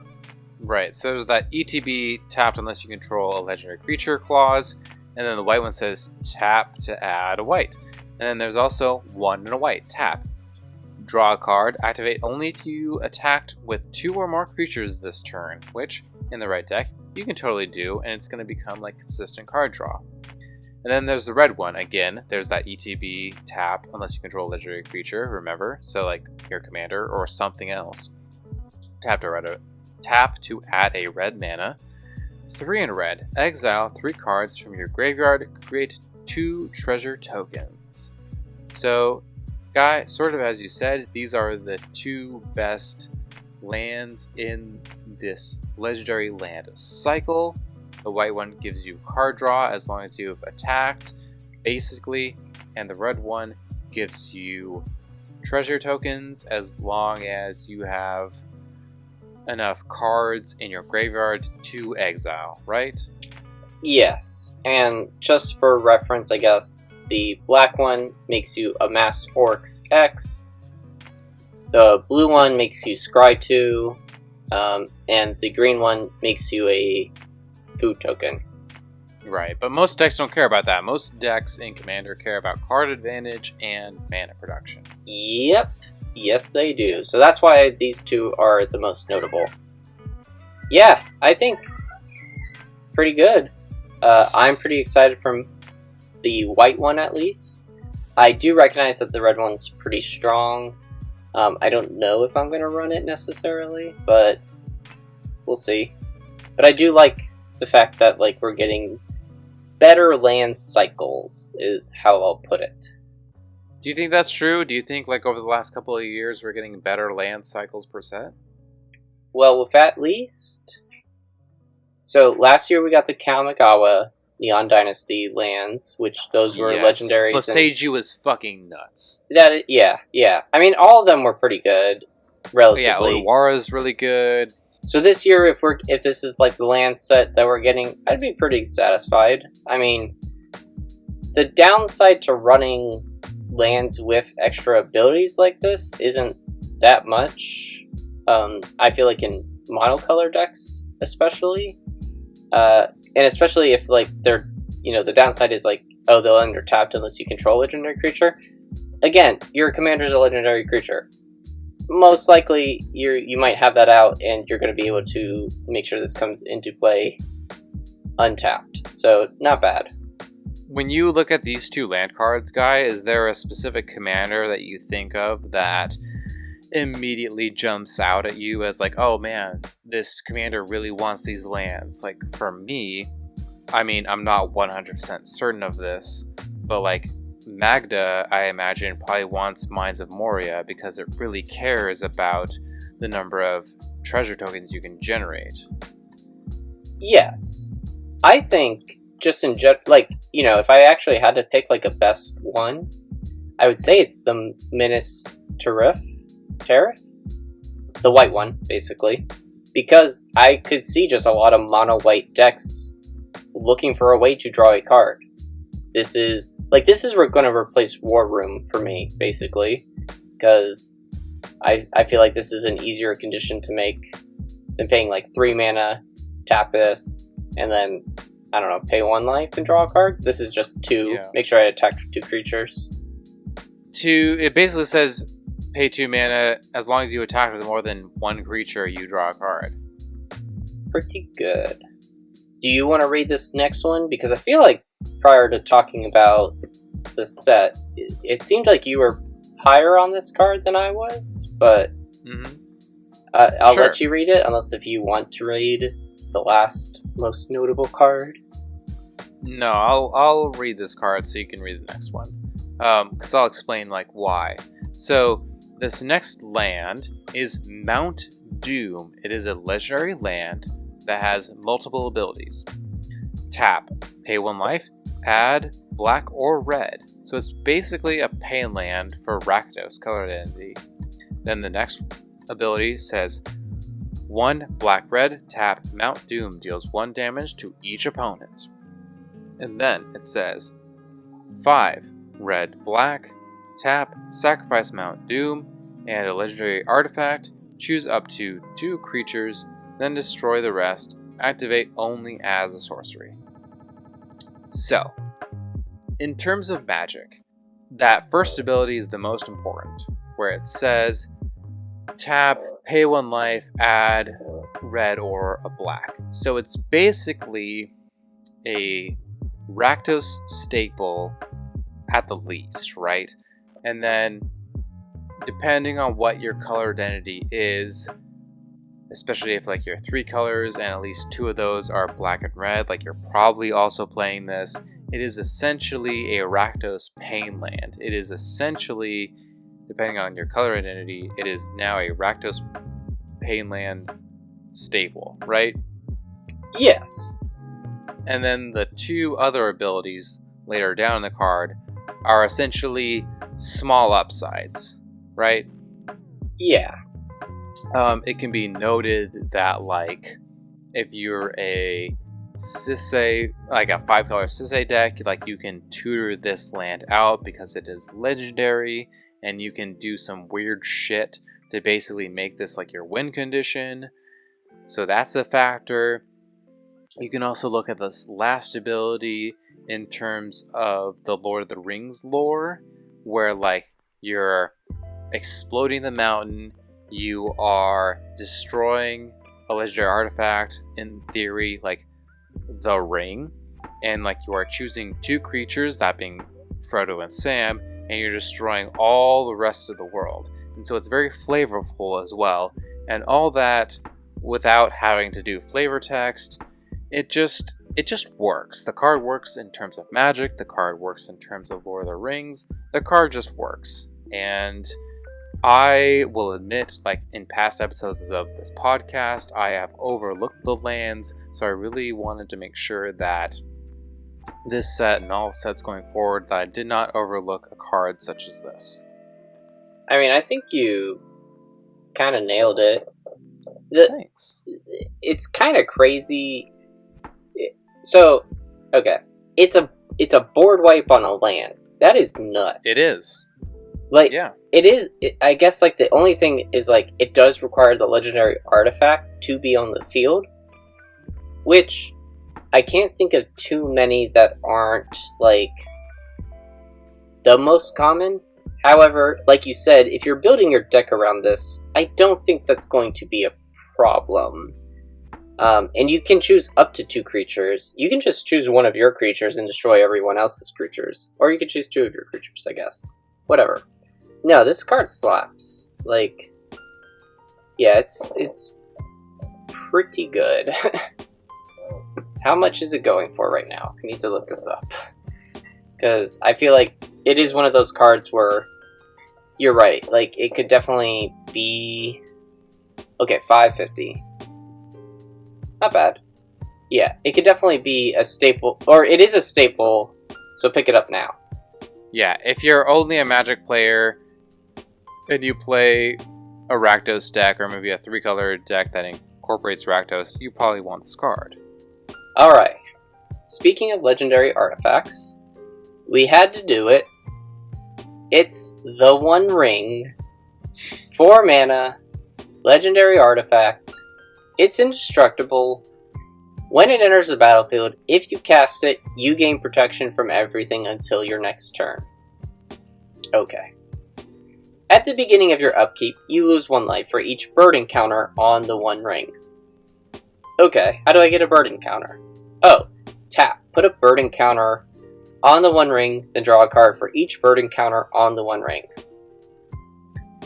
Okay, so this already combos super well with cards like Mind Over Matter, where you discard a card, untap a card. So you just be able to basically draw your whole deck. I mean, there's other ways of doing that too, with like Temple Bell, but this thing is indestructible. And I was trying to look it up prior to this episode. I don't have the most clear answer, but I'm pretty sure there are not a lot of cards that are commonly played in Commander that can destroy that can exile an artifact. Or make you sacrifice an artifact. Like, that's gonna be kind of hard to get rid of. So this thing will just stick around, allow you to draw cards pretty much every turn, and it's going to scale with the game. I think this is certainly a very notable, very, like, abusable card. Like, imagine also just having, like, Gandalf out, and it's like, oh no, I'm gonna cast this at flash speed. I gain protection from everything. Fuck you.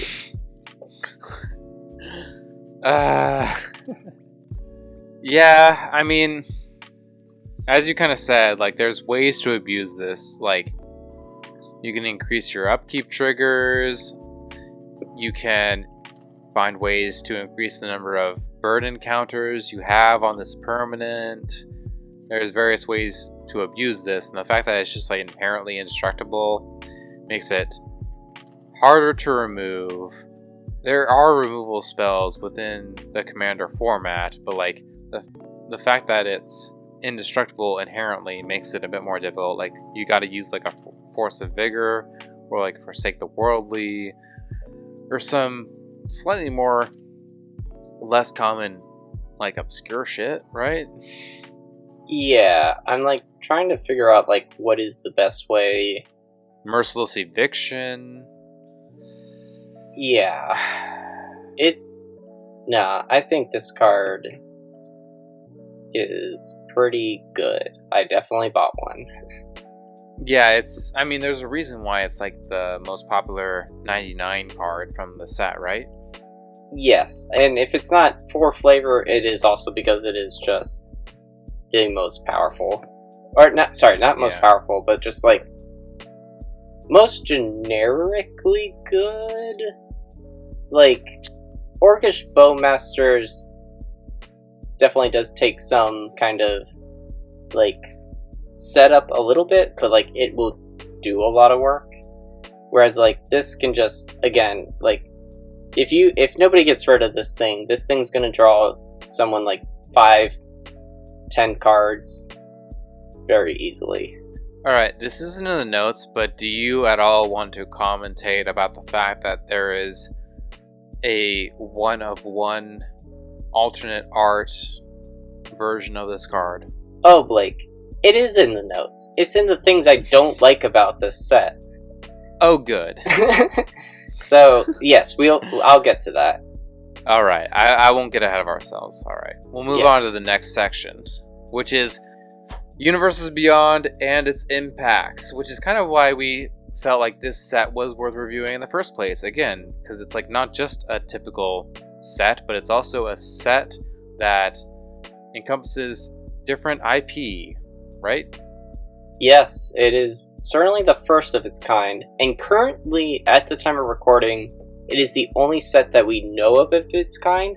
We do know that we're getting a Doctor Who Commander deck series later this year, but that'll be closer to what we got with Warhammer. There's no current announced Universes Beyond set that encompasses as much as this one does. Okay. Do you want me to go into things I like and things I don't like? Yes, I would like that, because I feel like you have slightly stronger opinions than I do until I drink more of my beer and just go off on a rant. Okay. So, alright, first, it is fair to say that Magic probably wouldn't exist without the influence of Lord of the Rings. A lot of people have talked about that, and I do find that this set is pretty fitting to both Magic and Lord of the Rings. Alright, just a caveat. So things I like. First, it feels like a Magic set, and it's sticking to the source material. It does not feel like it would stand out among other Magic groups, unlike Walking Dead, Stranger Things, Street Fighter. Yes. Point 1. Point 2. While there are certainly main characters and story moments, not every card is necessarily in your face about Lord of the Rings and the lore. So some cards still just generically feel like they are Magic cards. Mm-hmm. Are there any story spotlight cards in this set? There are not, which I do think is weird, but whatever. Number 3. Since this is Magic's take on Lord of the Rings series, one of their goals was to include more diversity into the characters despite what other depictions have shown before. Legolas has some Asian representation, Aragorn is now black, Goldberry has a different body shape. I have read, maybe I'm wrong about that. There has certainly been backlash from some of the community. To that I say, fuck you. Die. Die mad. Die mad. It is such a... Small, insignificant, unimportant. It is certainly important to people who... Yes, alright. Feel represented in this case, but it does not harm anyone who, I guess, is privileged in the sense that you've gotten to see yourself in so many other situations. Yeah. That is how I'll put it, I guess. Basically, stop being racist. Yeah, I mean, there's not really much point to drill beyond that, because it's really that simple. Yes. It's really that simple. I'm not even lying. Okay, point 4. The set is a bomb, as in, it has a lot of good stuff. For all formats, Commander especially. Like, I personally feel like we could have talked about a lot more cards, but we did kind of keep it to the most notable cards.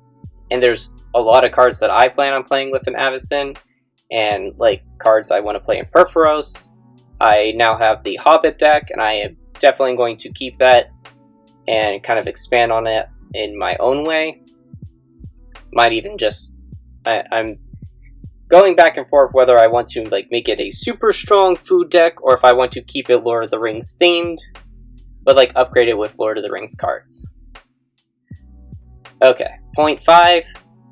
While I am now just familiarizing myself with Tolkien's work, I don't feel like I needed to know everything about the story and to understand what is going on. I think the cards do a good enough job explaining themselves, and it's not like I feel like, huh? What? What's going on kind of thing, you know? Yeah, well, like if you're a heavy Magic player, you can still enjoy this set without having to be like, oh god, I've got to now read all the books, I've got to now watch all the movies with the extended edition, I now have to watch all the animated series, and I have to do all this other work to even understand or comprehend this basic set, right? That's not the case. No, and I even feel now compelled to listen to the audiobooks of the, at least, original trilogy, and go back and rewatch the movies at some point. Alright, last point that I have to make. We got 4 new commander decks. That's always great. We got reprints. Awesome. All of them have new art. They're pretty powerful and pretty flavorful. So, good. Alright. Things I don't like. So, I am a little torn on this because personally, I would have liked to seen this as the introduction to Universes Beyond because it is the most flavorful crossover of Magic and a different IP.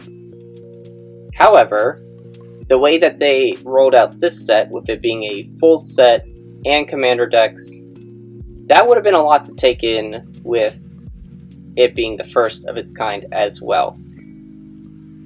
When we got The Walking Dead, it was kind of like, what? That's weird? If they had introduced, like, a Lord of the Rings secret lair, it would have been like, oh, okay, I mean, that's kind of cool.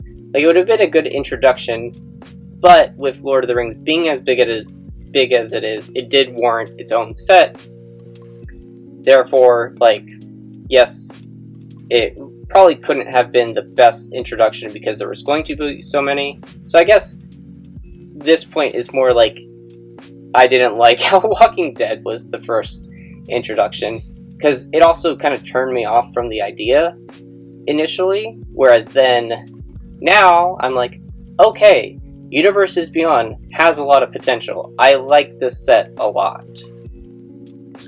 I think I'm in the same boat, where like I didn't like how the first introduction to Universes Beyond was through the Walking Dead IP, but now that we've arrived, like, all this time later, and there's a full set, and it being through Lord of the Rings, where this IP and Magic seem to be able to mesh and interlock so well, I'm more okay with this set than I thought I would, maybe when you first told me about the concept of Universes Beyond all these years ago. Yeah. So, it's all kind of speculation, but it's like, yeah, maybe Lord of the Rings should have been the very first, like, secret layers, but at the same time, I understand why they saved it for an entire set, because there was so much overlap, whereas other IPs in the future going forward probably won't have this much overlap, and they're not going to be able to make a full set plus 4 commander decks. So, I kind of get it. Yeah. Which kind of goes into the next point that is like a things I don't like. Whereas we got about 280 cards in the main set, 80 new cards between the 4 commander decks as well, so that's close to 360-ish cards. We've already complained about there being too much newness and us getting, like, player fatigue of, oh my god, we're just being overwhelmed. And there's also, like, 3 different artworks for some cards. There's all these treatments. It's like, oh my god, like, there's just so much. And, like, I feel like I've missed things too, even, like, going into this, that, you know, like, we didn't even talk about all the box toppers that are basically reskin reprints. A lot of them were great, but, like, again, just so much goodness and newness that we've kind of skipped over some stuff. But it's hard to talk about all of that. Yeah, I mean, I agree. There's like a whole bunch of variants and variations that it's hard to keep track of. Yes. And you know what else is hard to keep track of? Some of these characters have 3 different versions of cards. Yes. So, I know that there are other characters in the Magic universe that have 3 to 4 versions already in the game. The Praetors are a good example. There are 3 of legendary creatures of each of them. However, those did not all get released at the same time.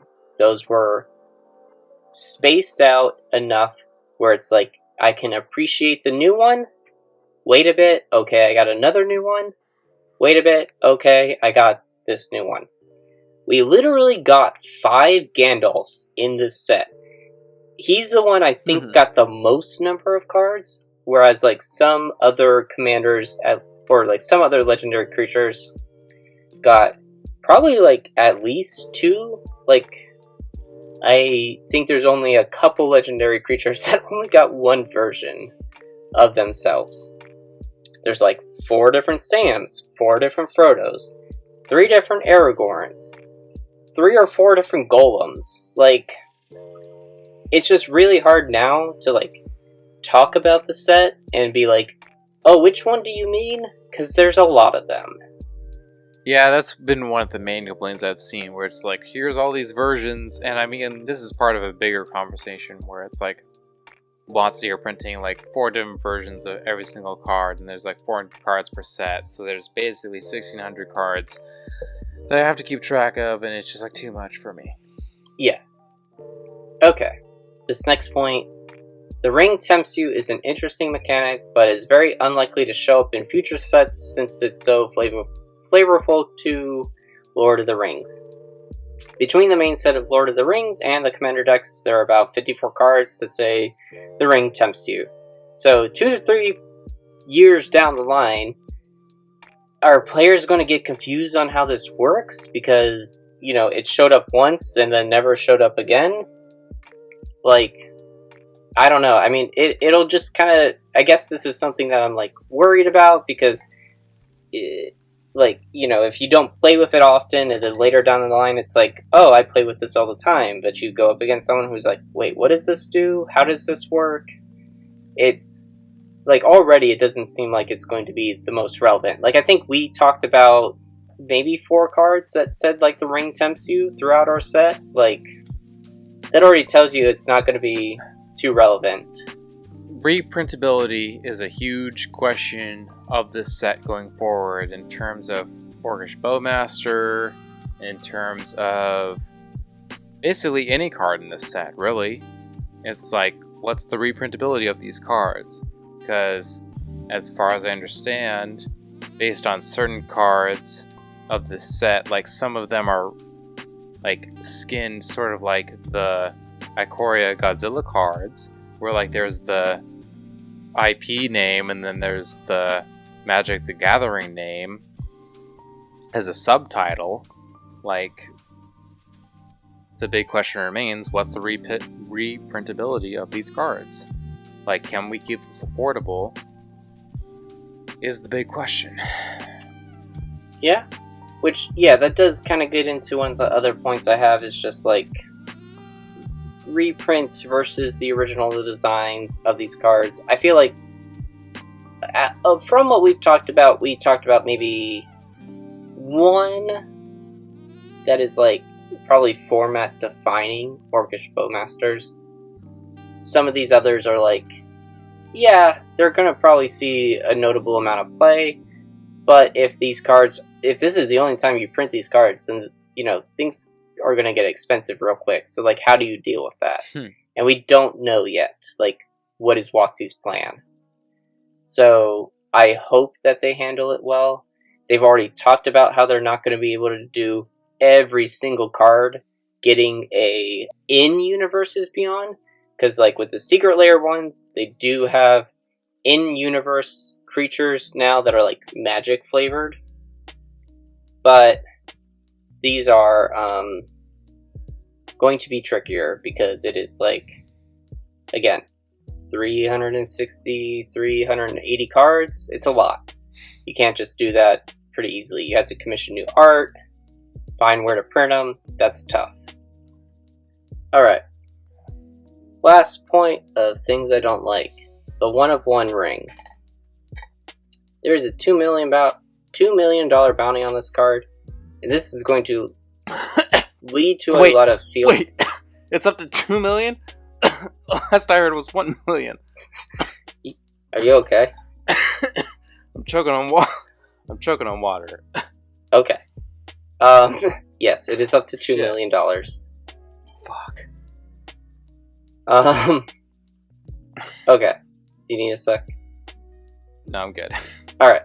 So the 1 of 1 ring, if you don't know what that is, it is a serialized 1 of 1 ring. There's no other ring like this. It has special foil treatment. It has like gold lettering. It's in a special language. It is the One Ring, the card, but there's only one version of this. It just feels like it's kind of the reason why like a box of collector boosters is going for like $500 right now. Like, if they were worried about like how much this set was going to sell, I don't think they need to be worried anymore. I think this set is going to sell fine. It's going to make a ton of money, but there has been a lot of speculation or concern as to like, how do we verify that this is the 1 of 1 ring? Is there a card you're going to open that says, hey, you open this, but you're actually going to get it mailed to you? Are you going to get some kind of like card in there as well that says like, yes, this is actually the 1 of 1 ring? Like, I don't know. At the time of recording this, nobody's opened it. There's been a lot of posts saying that people have, but that clearly means that someone's lying, and most likely everyone's lying. Yeah. So, we'll see. It was a bold choice that they made, but now they have to sit in it. I mean, like, there's also a chance that this thing never gets opened. Like, what? Yeah, honestly, yeah. So it's like, okay, do you reprint it to, like, see if someone maybe opens it later? But then it's like, well, then wait, what if someone actually then finds it in another pack? It's weird. I don't know. So can we just take a moment? Can we just take a moment to recognize that this 1 of 1, the ring, is more rare than Black Lotus? Yes, that is true. Because I feel like within the Magic player base, the average player kind of knows like how infamously rare Black Lotus is. Like, it's worth, I don't know, depending on the condition, like tens to hundreds of thousands of dollars. But this is a 1 of 1 card. There's only one printing of it. It's rarer than Black Lotus. This is like, at least now, the bounty of it apparently is like worth $2 million plus. And that's just insane to me. And I know that Wizards of the Coast has really prioritized like collectability of this card game. As when you are a company that is a trading card game and you care about the collectability of your cards, like, but I'm like, man, this is such an extreme that I don't know if this is, I'm not quite sure what the right words are. Like, I'm not sure if this is healthy, right? No, it certainly is not. Like, if every set going forward, or at least every Universes Beyond crossover IP is going to have a 1 of 1, I am going to start getting concerned. Like, I hope this is just a one-time thing, and like, let it be a interesting small niche story. But if there's going to be a 1 of 1, like, of every IP crossover with Magic in the future going forward, like, I'm going to be concerned. Yes. It's also like it would have been, I get the flavor. It's fine. Or it's not fine. But like, they also did 3 different variations of Soul Ring, where you have 300 elf rings, 700 dwarf rings, 900 human rings, where it's, in the story it's like 3 elf rings, 7 dwarf rings, 9 human rings. Question, does this fall under the serialization sort of thing? Yes. So, okay, what I'm saying is, like, they did alternate versions of the Soul Ring, where there is serialized 300 of the elf rings, 700 of the dwarf rings, and 900 of the human rings. But it's not like they followed the story for those, where it's like there were only 3 elf rings. They basically multiplied it by 100, So why didn't you just do 100 of the one ring if that's how you were going to do it for everything else? That's kind of what I'm getting at. It's like, I don't know. Like, I get it, it's a gimmick, but it's also going to, like, imagine, like, opening that thing up in a crowded environment. I would fear for someone's life. I would want to get as far away from that crowd as possible. And God forbid I be, like, a person who opens that. I would sprint out of there. My God. Too much power. Yes. Yeah. Can we move into my critiques? Yes, go for it. Alright. They're very short. Guy, I'm kind of interested in, like, your opinion of this, where, like, up until now, I personally have been able to, in a sense, ignore all of the Universes Beyond cards that have been legal in the Commander format.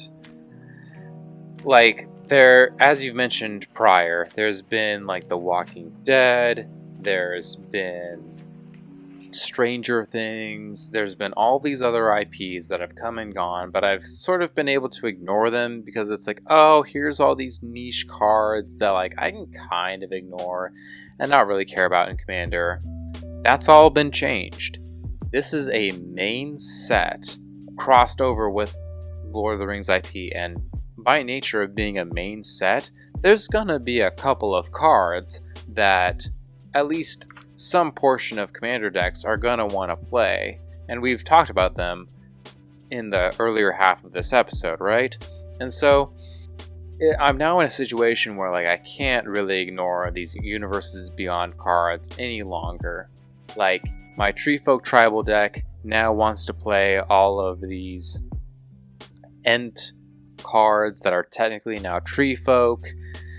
There are these cards that now play into these semi-niche strategies, and at the very basis, there is now Orcs Bowmasters, which is the most powerful card of this set, and is going to see a reasonably high amount of play in decks that play black, right? Do you feel the same way at all? Do you feel like, alright, I've kind of been able to ignore Universes Beyond if I really wanted to, but now this set's come along and I kind of have to play these cards?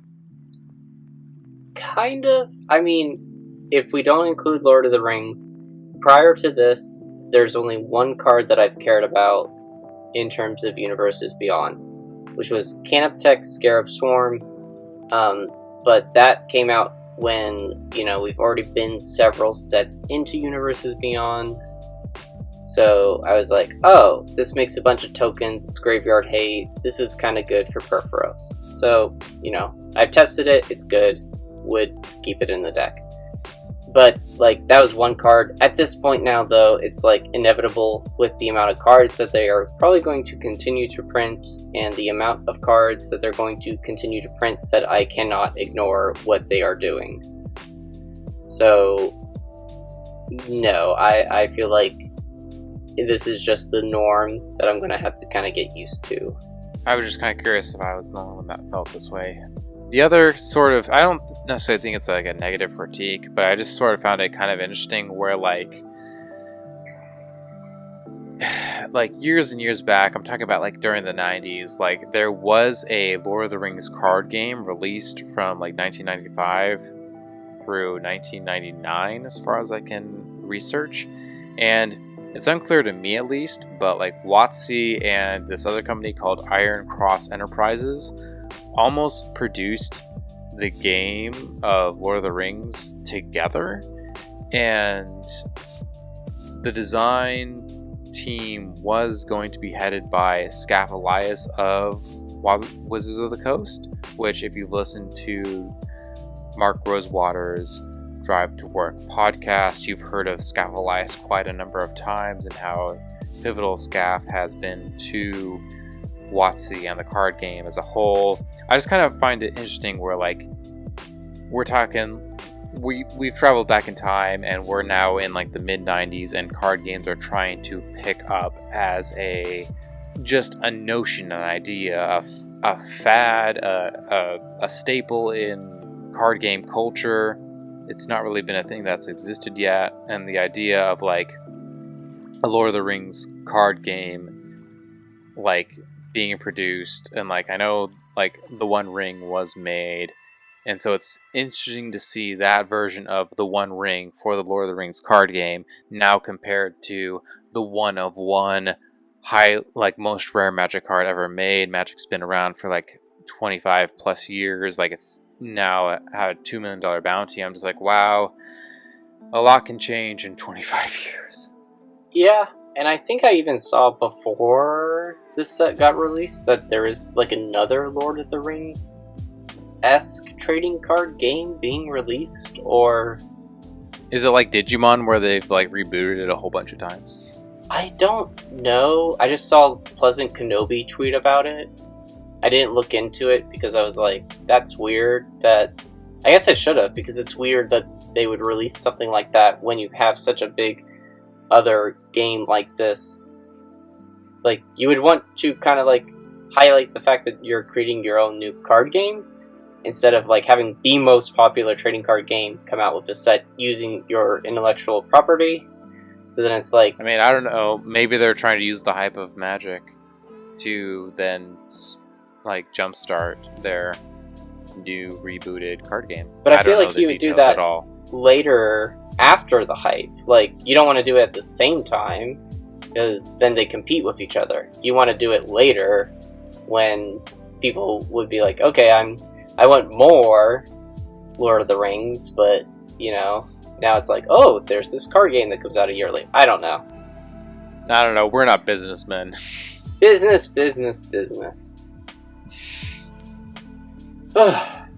Yeah.